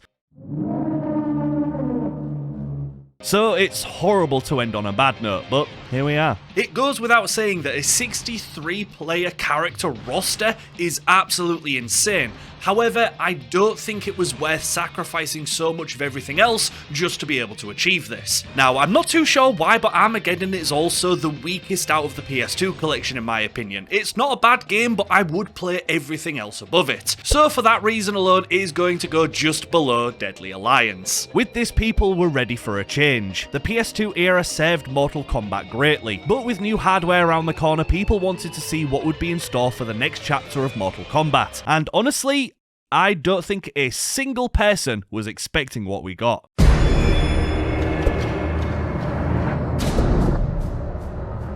Yep, nobody expected this collab in the slightest, but the first Mortal Kombat game for the 7th generation of consoles is in fact Mortal Kombat's universe blended with DC Comics. Like, I still can't get over the concept, but it's exactly that. Ever wanted Sub-Zero fighting Batman, Raiden fighting Superman, or the Joker fighting Katana? Yep, me neither, but that's what we've got now, so let's dissect this bastard and see what's going on. Firstly, the roster. As this is a blend of two universes, it also needed to be a perfect blend for the roster, and for the most part, I think they did a good job with it. All of the staples you'd expect on both sides appear, with Mortal Kombat bringing the likes of Scorpion, Sub-Zero, Raiden and Liu Kang, and on DC's side we have Superman, Batman, Wonder Woman, the Joker, and that sort of thing. Not bad at all. The story... yeah, the story is wild. In both universes, the big bad is being taken care of. Shao Kahn is being sent through a portal, and Darkseid is also having similar treatment. With a massive boon, this merges the universes together, and now we have to face a new evil that could possibly destroy the realms. Here we begin by choosing what side we want to play as. I, of course, went for Mortal Kombat, because duh. Now, every chapter has you take control of a different character as you work your way through the campaign. Now, honestly folks, the story is wild, and I don't mean the concept itself, but the cutscenes, the voice acting, the animations, it's just all weird across the board. What is this place? It's the Batcave.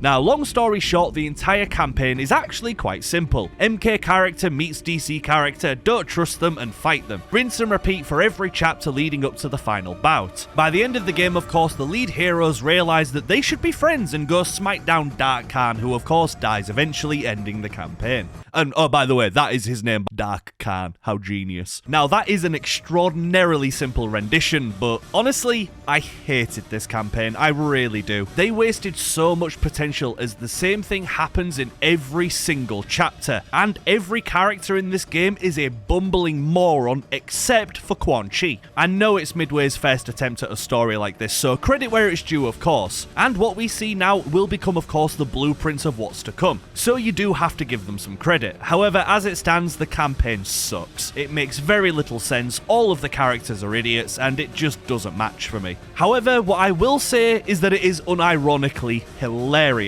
Here are some of my favourite moments throughout the story. What can I say? The ladies dig me. Oh. Now maybe I can get some answers out of you.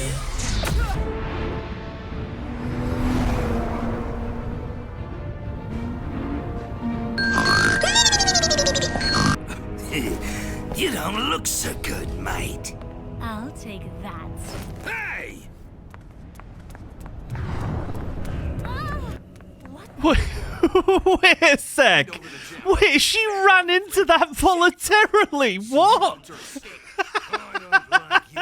With the mediocre story at best, let's discuss the gameplay. Now, this time around, gameplay has shifted quite a bit. The arenas are the same in premise, big open circles for you to move around in, but gone are the fighting styles. Now, every character has their own Argos catalogue of moves that they can perform, and every single one of them is unique. This is a wonderful improvement. The combat feels fantastic, and every character feels smooth and unique in every way possible. So, thankfully, some good news. A few new mechanics also enter the arena. Transitions are brought back like before, but now they are considered small minigames, as when you knock your opponent through a wall or off a cliff, you now have to strategically mash to do the most damage, with the cap being at 30. These are good on paper, but far too RNG dependent to me, as it's basically just luck if you come out on top. But the biggest new feature is Rage. This was Midway's answer to the question, how can Kano fight Superman? Well, that's thanks to the Combat Rage, and no, that is what it's actually called. Combat Rage. The worst name you could possibly give it, and there was nothing more hilarious than actual characters saying this with their actual faces.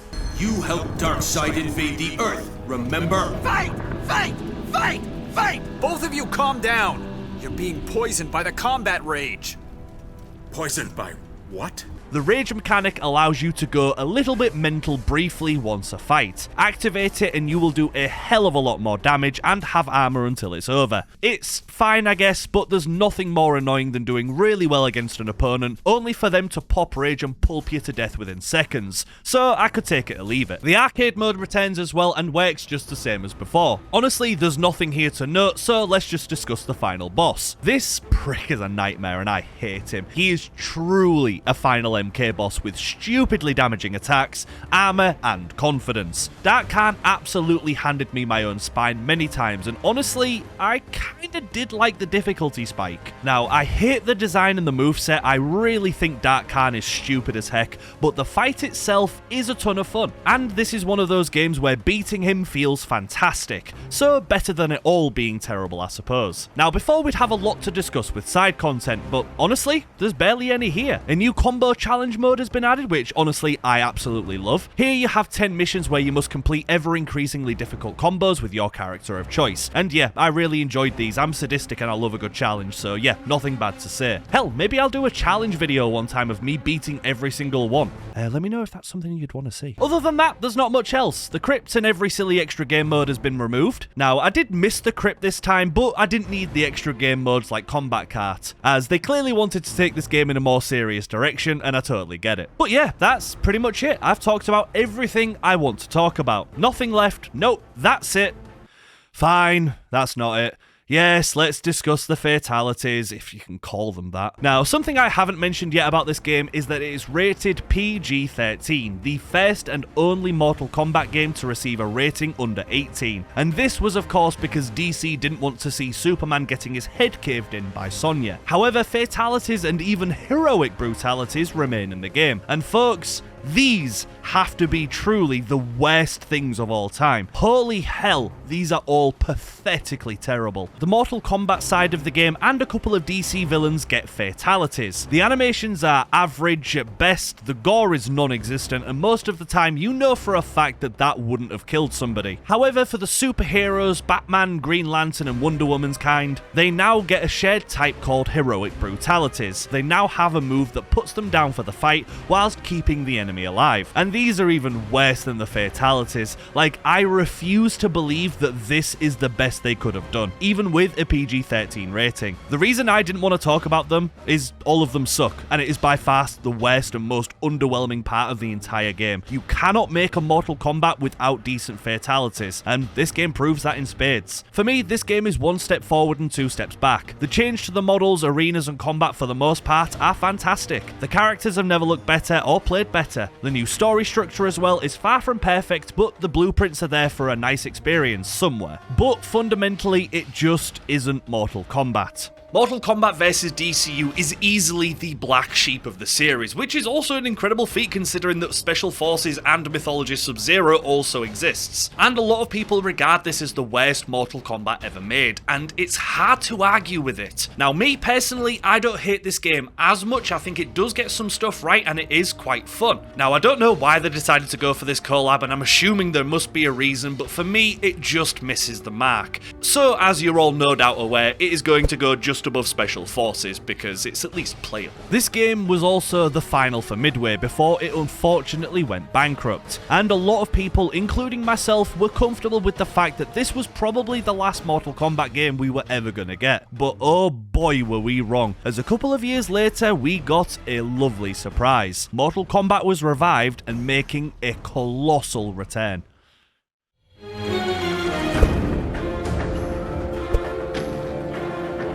Mortal Kombat hit shelves back in 2011, and I cannot put into words how excited I was for this. Mortal Kombat seemed to give players the perfect experience, and it was also a complete reboot of the entire series. At this point, the story was extremely convoluted and complex, so NetherRealm wanted to take it back to its prime and give players a perfect excuse to hop back into the universe. Firstly, the roster, of course. This, without question, is one of the greatest rosters in Mortal Kombat. Every single expected character is here and playable, but But not only that, they all look their best. Over 30 fighters to choose from, all from the classic arcade series, a phenomenal start. This is also when online transactions and DLC really hit the game for the first time as well, as throughout its life we got 4 extra characters as well. 3 Mortal Kombat characters with Rain, Scarlet and Kenshi, but we also got a wild addition with the first ever guest character of Freddy Krueger. Absolutely crazy to have a horror icon like that in this game, but we'll talk more about guest characters later. Now let's move on to the gameplay, and again things are drastically different here. Now the characters' moves and combat feels very similar to MK vs DCU, however gone are the huge 3D arenas. Now you fight on a straight line similar to the arcade releases, and this was such a great move, and I'm so glad that they did this. Honestly, I wasn't really a fan of the 3D arenas, and it took me until this game to figure that out. The combat here is quicker, smoother, and a lot easier to manage now that you don't have to worry about the entire arena you fight on. It's hard to put into words, but trust me, this change was so much for the better, and would become the new standard moving forward. The arenas, of course, are all beautiful as well. A lot of iconic stages returning like Deadpool, Shang Tsung's throne room, but all of the arenas are simply stunning, and are a treat to cover in my opponent's blood. Not only that, but many of the stages now have fatalities connected to them as well, so it's just another great opportunity that the devs took to further connect everything together. But for the first time in the series, there are more mechanics than ever. Now you have a special gauge meter at the bottom with each tier doing something different. With 1 bar charged, you can now enhance certain special moves to make them either deal more damage, launch an opponent, or trap them in place as a couple of examples. 2 bars will then give you a breaker, which allows you to stop an enemy mid-combo, and if you manage to fill all 3 bars, that's when you unlock the new X-ray move. This is a devastating animation that if you hit will show you the graphic detail of what your opponent's bones go through during these fights, whilst also dealing a rather nice amount of damage. These X-ray moves were phenomenal, and just another feather in the cap for this game that really seemed to know exactly what MK fans wanted. Honestly, a lot of it is actually quite broken by today's standards, but combos have never had such potential, or been this fun, and it was now more rewarding to have a main than ever before. Ermac was mine because of course he was, he's the best Mortal Kombat character, but due to the diverse roster, I also love swapping between characters,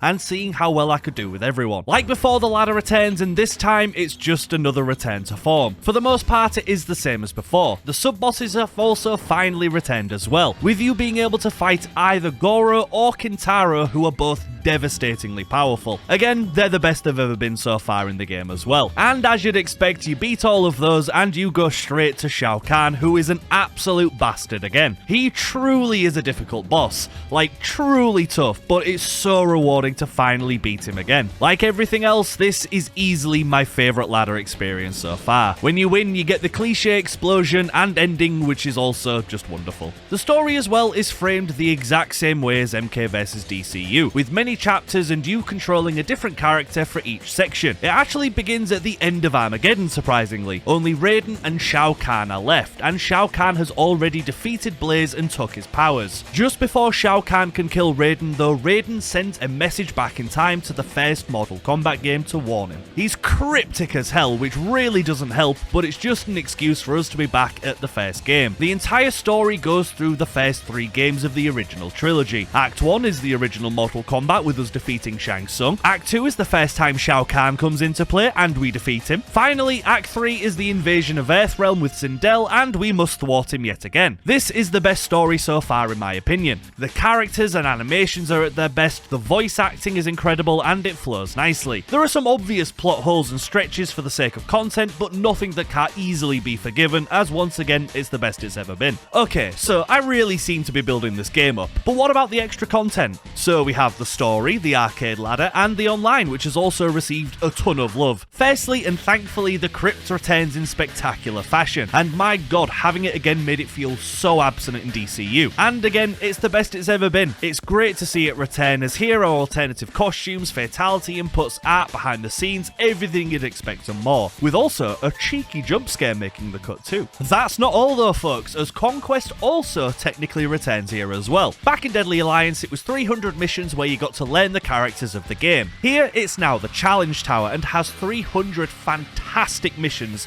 that are all pretty damn wild. From silly premises like Melina wanting to give Scorpion a teddy bear, to fun extra weird game modes, endurance fights, and god, just so much. I genuinely cannot cannot sum up how much content there is in this tower, and if I did, I'd be here all day, so just trust me here that this again is just another great way to waste time. Also, I actually can't show you the reward for beating all of the challenges because it would get me immediately age restricted and demonetized, but there is a very iconic unlock for beating all 300 levels. So far, I've only said amazing things about this game. Well, it's time to get to the fatalities. Every character retains with 2, and pretty much every single one are wonderfully animated, gory, and just a spectacular end, with some of them genuinely making me quiver a little bit. I'm looking at you, Noob Cybot. But honestly, fatalities have never been better, and I can't think of a single one that I didn't love. The Mortal Kombat reboot was so important, and honestly, credit to the devs, they nailed absolutely every component. They gave us pretty much the definitive Mortal Kombat experience. Absolutely everything they went for, they nailed, and this game has no negatives. It's truly phenomenal and a true masterpiece. So, without further ado, the new reigning champ. I said that something quite impressive was going to have to take care of Deception, and that's exactly what this game is. Mortal Kombat hype reached new levels with this entry. It became the best-selling and the most popular pretty much instantly. So, like before, people were now besides themselves waiting for the next experience. And it arrived 4 years later. Again, it seemed NetherRealm had been very busy.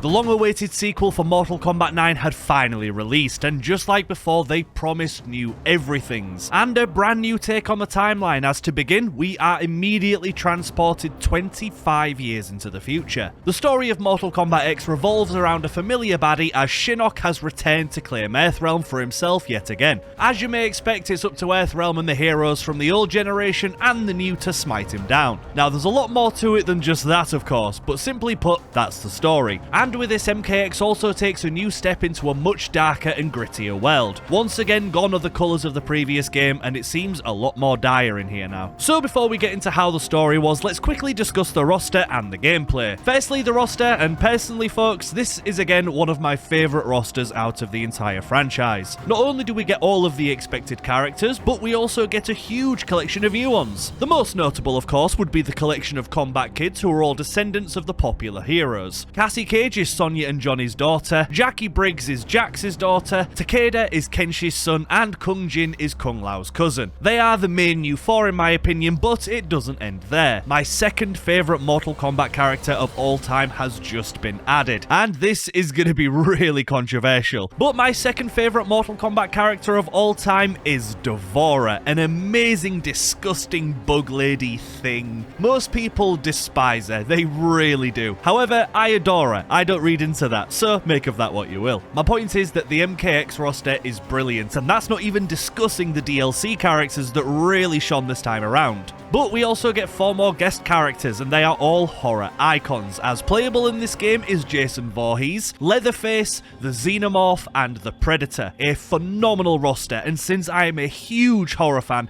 these were some of my dream picks, so nothing bad to say at all. For the gameplay, things return mostly the same, with each character having their own unique list of animations and inputs, but a brand new mechanic this time around are the variations. When choosing your character of choice, you now need to pick one of 3 variants, with each slightly tweaking the character for a different sort of playstyle. For example, D'Vorah's 3 are Broodmother, which grants extra bug minions to lock opponents down, Swarm Queen, which adds a wasp tornado as well as explosive bugs to her arsenal, and finally Venomous, which adds poison damage to some of her attacks, adding better chip damage overall and better against defensive opponents. But every character has 3 and they're all quite varied. But like most games with mechanics like this one variation will always shine as the strongest. That's essentially the basics, so let's quickly nip back to the story. Now, this isn't my favourite story in the series, but once again, Mortal Kombat really wanted to make a better experience than what came before, and for the most part, I think they did just that. It was also nice to play a story that hadn't really happened before. Fair enough, the concept is the same, but the execution is wonderful as we spend a lot more time in different realms with great characters doing important things, like QTE kicking Quan Chi in his Quan balls. Perfect. In regards to the arcade ladder, once again, it's pretty much identical to what came before. So let's just talk about the new big boss of the game, Corrupted Shinnok. Now, I guess they heard my complaint about Mortal Kombat 4's Shinnok being far too squishy, but what we got this time around isn't exactly better. The final fight has us just face a corrupted version of Shinnok almost at full power. This boss is, I guess I'm just not a fan of Shinnok, as this didn't fill me with joy, to be honest. He's surprisingly easy considering he still hits hard, has armor and such like that, but this version of Shinnok is unfortunately quite forgettable, so a quite underwhelming final boss, which isn't the best, but that's the first negative, so yeah, can't really complain. Now, another brand new aspect to MKX is the faction wars. Now, unfortunately, I can't show much footage of this since they aren't really supported anymore, but at the start of the game, you pick one of 5 factions. With your chosen faction, you then are in a constant race with every other faction in the game, with monthly online winners and rewards for climbing ranks in your chosen alliance. There's nothing too much here, but you can unlock some decent things for your profile, as well as a couple of fatalities. Side content again returns, however, not as much as what came before. The challenge tower is noticeably missing this time, but instead we have several rotating towers that change themes and styles as often as every hour, and with some being changed weekly or monthly. They're fine again, but you're not going to be spending forever here. The crypt also returns and has had a lot of love poured into it, making it the most interactive crypt so far, and full to the brim with the best kind of goodies you've come to expect. Again, it just seems like I'm singing all of the praises on MKX, but it's really just invalid, folks. This is a lot of people's favourite game in the entire series, and it's really not hard to see why. The graphics are again the best they've ever been, with phenomenal gameplay and plenty to do. It was pretty much guaranteed that this game was going to do well. The only negative I will say about the graphics, however, is that for some reason at the end of every fight, the characters look like they have this really weird scaly sweat going on, and it doesn't look right, but hell, you know a game's good when that's one of the few negatives that I can actually talk about. So I suppose it's that time, folks. Once again, we need to discuss the fatalities, and my god, again, I really do enjoy most of them. Don't get me wrong, a couple this time around are slightly weak and basic, but there are others that are just brilliant and disgusting in all of the perfect ways. But honestly, most characters have at least one great fatality, so again, it was amazing to see the animations, the gore, and the pacing again just get better across the board. However, folks, we cannot stop there, as there is a new type of ality that really mixes up the gameplay. MKX decided once again to return brutalities, and we haven't seen these for a considerable time. This means instead of the traditional beat your opponent then put an input in to kill them, now you can kill them during the final combo of a game. If you are quick enough and hit the right criteria, now a regular move will instead rip your opponent to pieces and end the game that way. Folks, I'm not gonna lie to you, this is probably my favourite addition in any Mortal Kombat game. Learning disgusting combos that end in a great brutality is one of the most satisfying things in the world to me, with all of the animations also being brilliant. There are plenty of lovely references to previous games within them, and this is without question the best way to kill your opponent. Now, folks, I honestly can't believe I'm going to do this, but for me personally, Mortal Kombat X exceeds everything that made 9 so special, and for me is the best Mortal Kombat to date so far. And in the height of its popularity, I would go with MKX every single day. So, some of you may be really offended by this, and I completely get it, but MKX is the new reigning champ. So, it was clear that NetherRealm knew what they were doing now. They had their winning formula, so in theory there should be no more bad Mortal Kombat games. However, we had plenty to wait, as the next sequel wouldn't be released for another 4 years.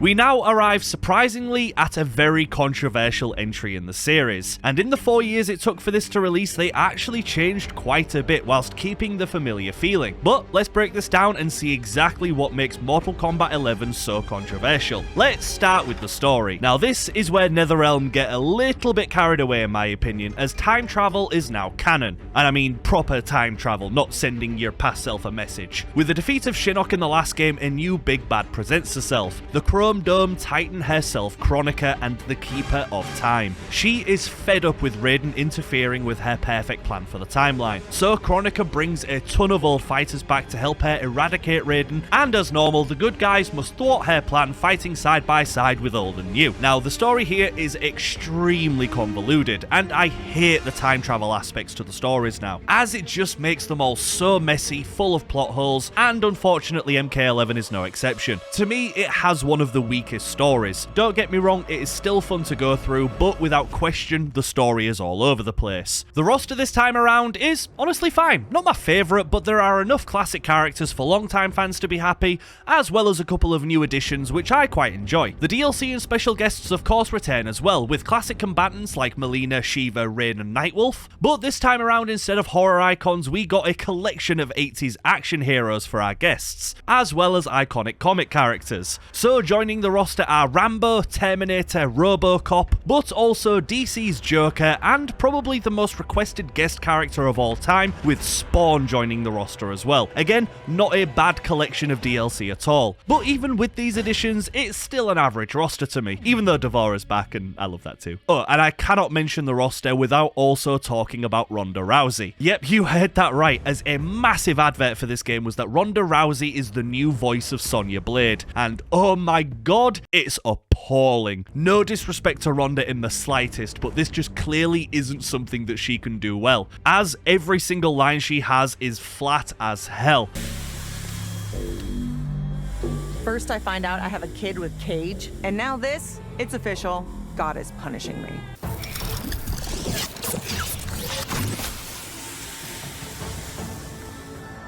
I deserve your respect.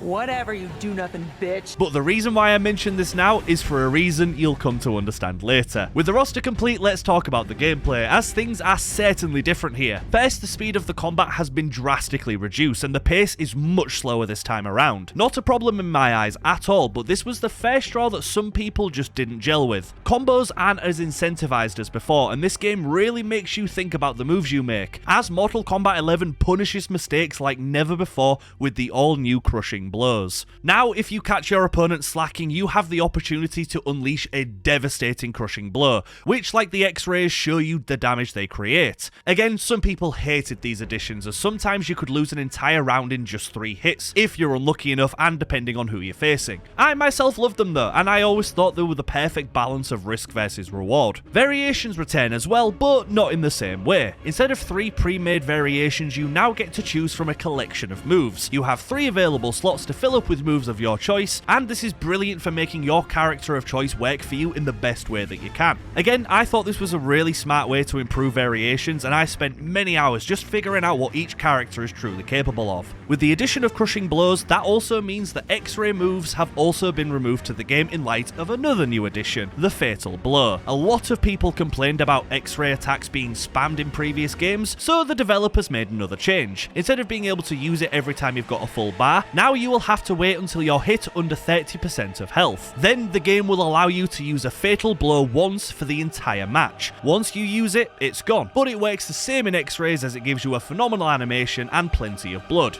I thought that this personally was a really smart compromise, and again, another improvement I'm happy with. Speaking of improvements though, we now have to discuss the biggest one within MK11, and I would just say blanketly that it's customization as a whole. Now, it's not perfect by any means, as there are a lot of bad options and colour palettes that make no sense, like making Sub-Zero yellow. No, stop that. But for the first time, you are able to customize your intro animations, outro animations, your entire outfit, specific details of your character, with you unlocking more the more you use your main of choice. This for me was perfect. I adored the level of detail and trying to unlock everything I could with all of the characters that I love to play. It just filled the game with so much content. Like, it's a silly thing to love about a game, but these tweaks were some of my favourite changes, and I always judged the players I faced based on what intro and outros they used online. So again, another really good decision. That's not the only changes they made though, folks, as the Crypt returns as well, but this time, again, in a new light. In Mortal Kombat 11, the Crypt is now a full-on mini RPG mode, where you have to make your way throughout Shang Tsung's island, unlocking new rooms and completing puzzles for rewards. Most people agree that this is the best the Crypt has ever been, and again, it's just more fine-tuning to give the player the best experience possible, and you can feel it, it's wonderful. The towers and arcade mode of course return as well, and the final boss this time around is Kronika, of course it is. And honestly, I hate this bald bastard. Not only is her character a bumbling moron in the story, but she's also so one-dimensional it hurts. And to fight, she's also a nightmare. With her powers being time, I was expecting a lot more than what we got, as all we face is a silly git who spams lasers and sand attacks, with the occasional dinosaur, and she's also an armored up tank. She hits like a maniac attack can't be staggered, comboed, or juggled, meaning that most of the time you face her, you're just gonna spam her and zone her until she dies, because that's all you can really do against her anyway. She sucks, and it was a total waste of potential yet again. It also needs mentioning by this time in the story that Liu Kang has become a god himself, and the full story ends with him resetting the entire Mortal Kombat timeline yet again, hoping to create the perfect universe. The DLC was, again, fine, not the worst, not the best, a ton of bizarre choices and plot holes again, but it was fun, so why not, sure.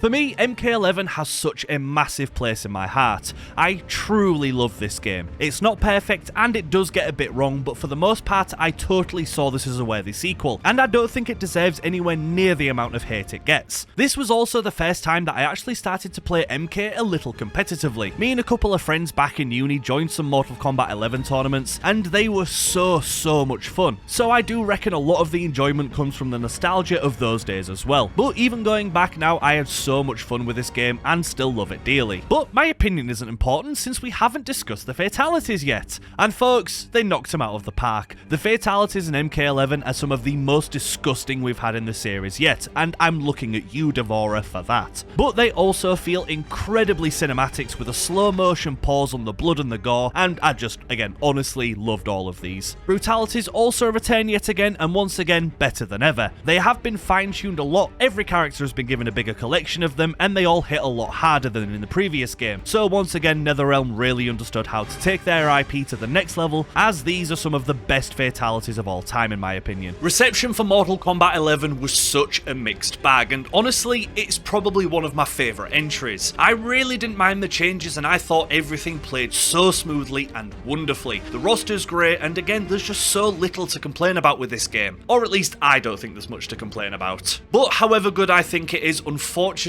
I don't think it's top 3 material. So for me, Mortal Kombat 11 is going to take a seat just behind Deception. It is still an absolutely worthy game to play, but I would play the other 3 over it pretty much any day. With that, folks, we only have a single Mortal Kombat game left to cover. NetherRealm spent another 4 years pulling out all of the stops and trying to create a perfect Mortal Kombat game that people would adore for years to come.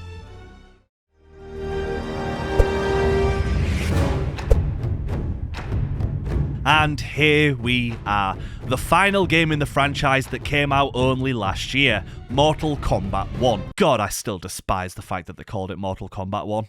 But right off the bat, I went crazy for this game, and just like before, NetherRealm really decided to shake things up a bit and try to keep everybody happy. Let's begin with the story, and folks, I can't lie, I need to say this up front, this is one of the weakest stories in the entire series. I hated this story. Liu Kang has indeed reset the entire timeline yet again, only this time many things are different. For example, Raiden is now the chosen champion and he's not a god in the slightest, and Shao has never been Khan and is just a general, hence his new name, General Shao. And we essentially start back at zero, learning everything about these new versions of these characters. It doesn't take long for the evil Chronica to return, however. Somehow she makes her way back into the timeline, employing Shang Tsung, General Khan and Quan Chi to help her. Folks, this story is an absolute mess. The entire game was teased as a reboot and the perfect place for people to restart their Mortal Kombat journeys. But spoiler alert, it's not that in the slightest. It is a direct continuation from 11, as the big bad of the game is Shang Tsung, and the version of Shang Tsung is the one that we killed in MK11, where Liu Kang physically said he has been deleted forever now. Now, they do come up with some convoluted bull about the fight being so large it split the timelines in many sections, but no. Do not reboot the entire series and advertise it as a reboot when it is not, as the reveal that Shang Tsung was the villain all along teased one of my favourite characters returning,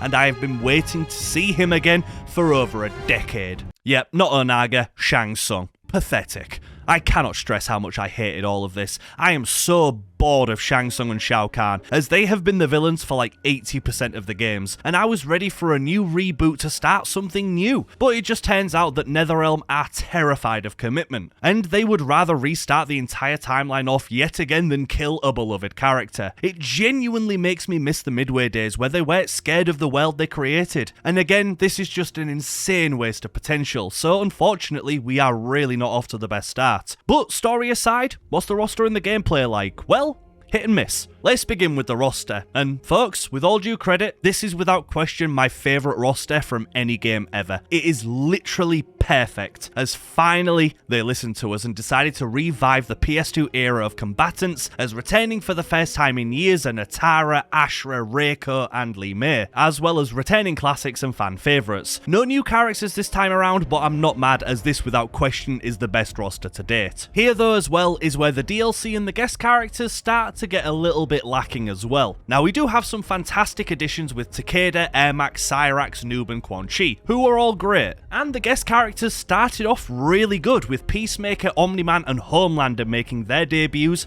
and who all fit perfectly in my opinion. And we are currently going through the release of Chaos Reigns, a new DLC pack that includes a collection of new characters and a story. And the guest characters for this pack are absolutely pathetic. Firstly, we have Ghostface, which isn't that bad at all, and he's well implemented, but we're soon getting Conan the Barbarian and the T-1000 from Terminator 2. These are just such a waste of roster space. Who in the name of Satan's portion was asking for the T-1000 over another original Mortal Kombat character that we were all really eager to see? Warner Brothers have become obsessed with needing to put guests in their game, and unfortunately they've used all of the good ones up, so they need to stop now please. Oh, and fun fact, the DLC pack that gives you these characters and a couple more chapters of a story costs an unbelievable $80. That is genuinely one of the most pathetic things I've seen in gaming, and it sold appallingly. So bad in fact that every single bit of future DLC was immediately cancelled from MK1, which is wild. Before we're done with the roster though folks, we also need to mention the voice acting. Last time we had Ronda as Sonya, this time Natara is played by none other than Megan Fox. Jesus Christ, who decided this was a good idea? This is easily one of the worst voice acting jobs I've ever heard in my entire life. Megan clearly couldn't give a smeg about this and gave barely the minimum. Serena's right. Because of Quan Chi's magic, my realm's people are no longer poisoned by sunlight. We've finally escaped the shadows. That blade's enchanted. It was forged to destroy evil. It's slain many of your vampire kind. We can't help what we are. That we feed on blood doesn't make us evil.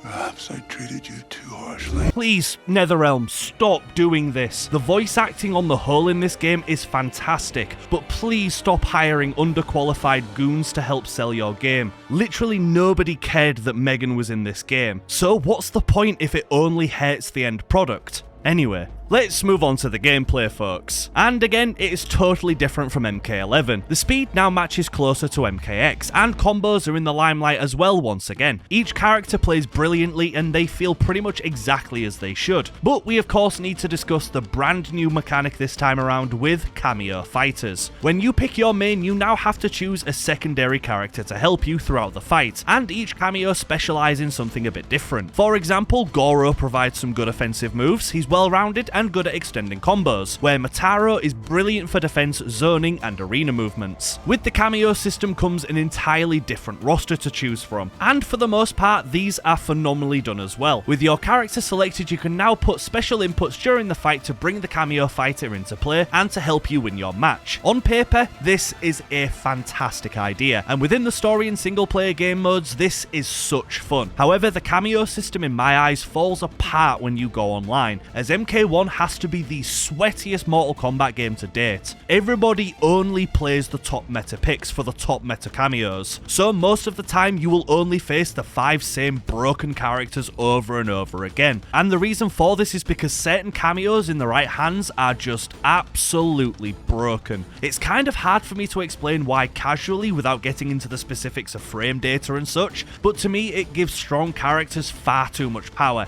and the balance never felt right because of this. If I'm facing a Johnny Cage who knows what he's doing with the right cameo, I will lose, and there's very little I can do about that. This may be a skill issue of course, but yeah, I'm not a fan of the cameo system in the long run, even though it's great for the single player experience. And it's so easy for Mortal Kombat just to fix this. Just add a mode online that doesn't pick cameos. Instantly fix it and I would have so much fun again, but the cameo system absolutely makes me hate the online, which is unfortunately where 90% of the content lies for this game. As a bunch was totally stripped. Firstly, the crypt has been completely removed, now replaced with a single shrine that you just put some money into and claim a random prize. It's terrible. Outside of the standard ladder as well, the only other game mode that we have is the new Invasions mode. Played like a board game but with the mechanics of the challenge tower from MK9, the idea is you work from piece to piece, fighting enemies, unlocking the path ahead. Eventually you'll make it through many realms and fight the ultimate fight. Folks, again, I'm sorry to say that this is one of the worst game modes I've ever played, and it is so incredibly repetitive and boring. NetherRealm put a lot of eggs in this basket, claiming it to be an ever-changing collection of fun and rewards, and we got neither of those things. Alright, fair enough, we got some nice skins on a couple of palette swap costumes,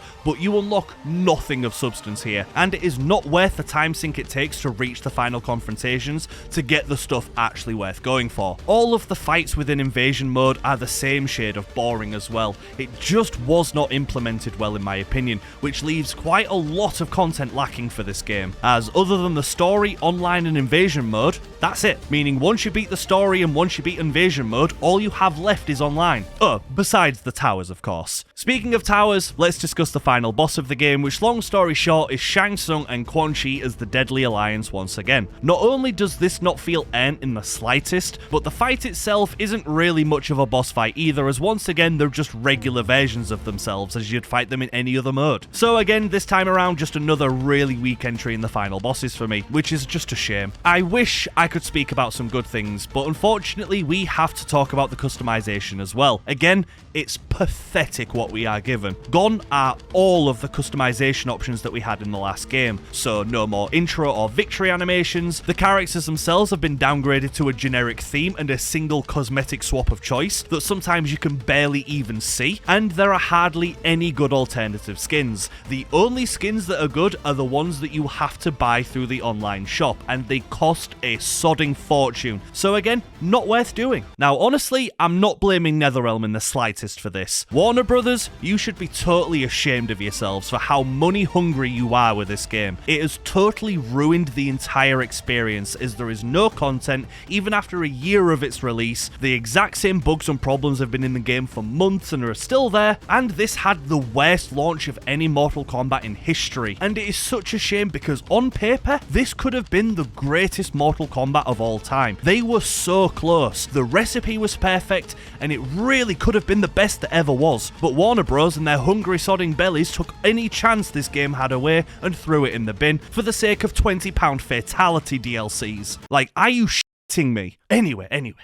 There are a hell of a lot of negatives about this game, but there are still some great aspects to it as well. Next, it is easily the most beautiful a Mortal Kombat game has ever looked. All of the characters are phenomenally designed, with most being my favourite looks out of the entire series, and the arena, holy smokes, the arenas this time around are beyond beautiful. So they really knocked it out of the park on a design level. Everything looks the best it ever has. And what of the fatalities and brutalities this time around? Well, again, they are fantastic without question. I'm so happy they at least got these right, but the fatalities are disgusting, gory, and clean as hell. Don't get me wrong, some of them are absolutely appalling, like both of General Shao's, but for the most part, killing your opponents is just as fun as before. And now it doesn't stop there, as animalities have also recently been released for the first time since Mortal Kombat 3. Now you may change into an animal and carve your opponents into pieces, and folks, these are one of the highlights of the games. They all look absolutely incredible, the animations are spectacular,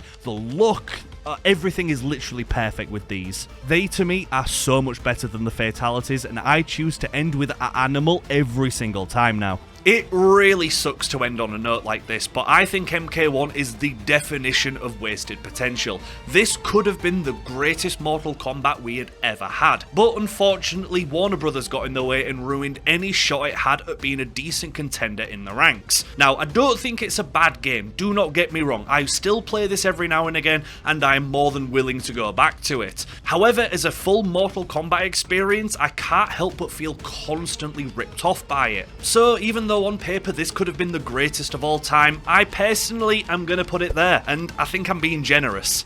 But, folks, there we go, that is it. And first and foremost, thank you all so much for watching. I have had an absolute blast creating this video. Now admittedly, I wanted this video out so much sooner, however I have been really ill recently, so that's why this has taken so long to create, and the next videos, they won't take as long, don't worry. But if you genuinely watch this from start to the end, I really hope you enjoyed it, and it means so much to me. It really does. Which is why I'm also so happy to say that I've already started working on the next every video, if that's what we're going to call them. But I am currently tackling the next series. But the third series, I'm leaving that up to you folks. So please let me know down in the comments below which series you would like me to play to its entirety. And in the future, I'll get a poll going with some of the most popular picks. So if you want me to play every entry in your favourite series, let me know. Let me know which one. And it also goes without saying, but if you did enjoy this video, please don't forget to like and subscribe. I literally poured everything I could into this video, and I learned so much, which I cannot wait to keep showing off within the next videos. So if you did want to stick around, it would mean an awful lot. And if you're looking for more Mortal Kombat from myself, I can recommend 2 more videos on the 100% journey of MK11 and MK1. In those videos, I do an even deeper dive into the entire game and show you exactly what it takes to get from 0 to 100%. But I have rambled for far too long already. Just know that videos are going to be back and better than ever, I promise you. The next one I'm cooking up is going to be amazing. So I hope to see you in the next video, but until then folks, have a wonderful rest of your day, morning, evening, noon or night, and I'll see you next time. Take care, bye bye for now.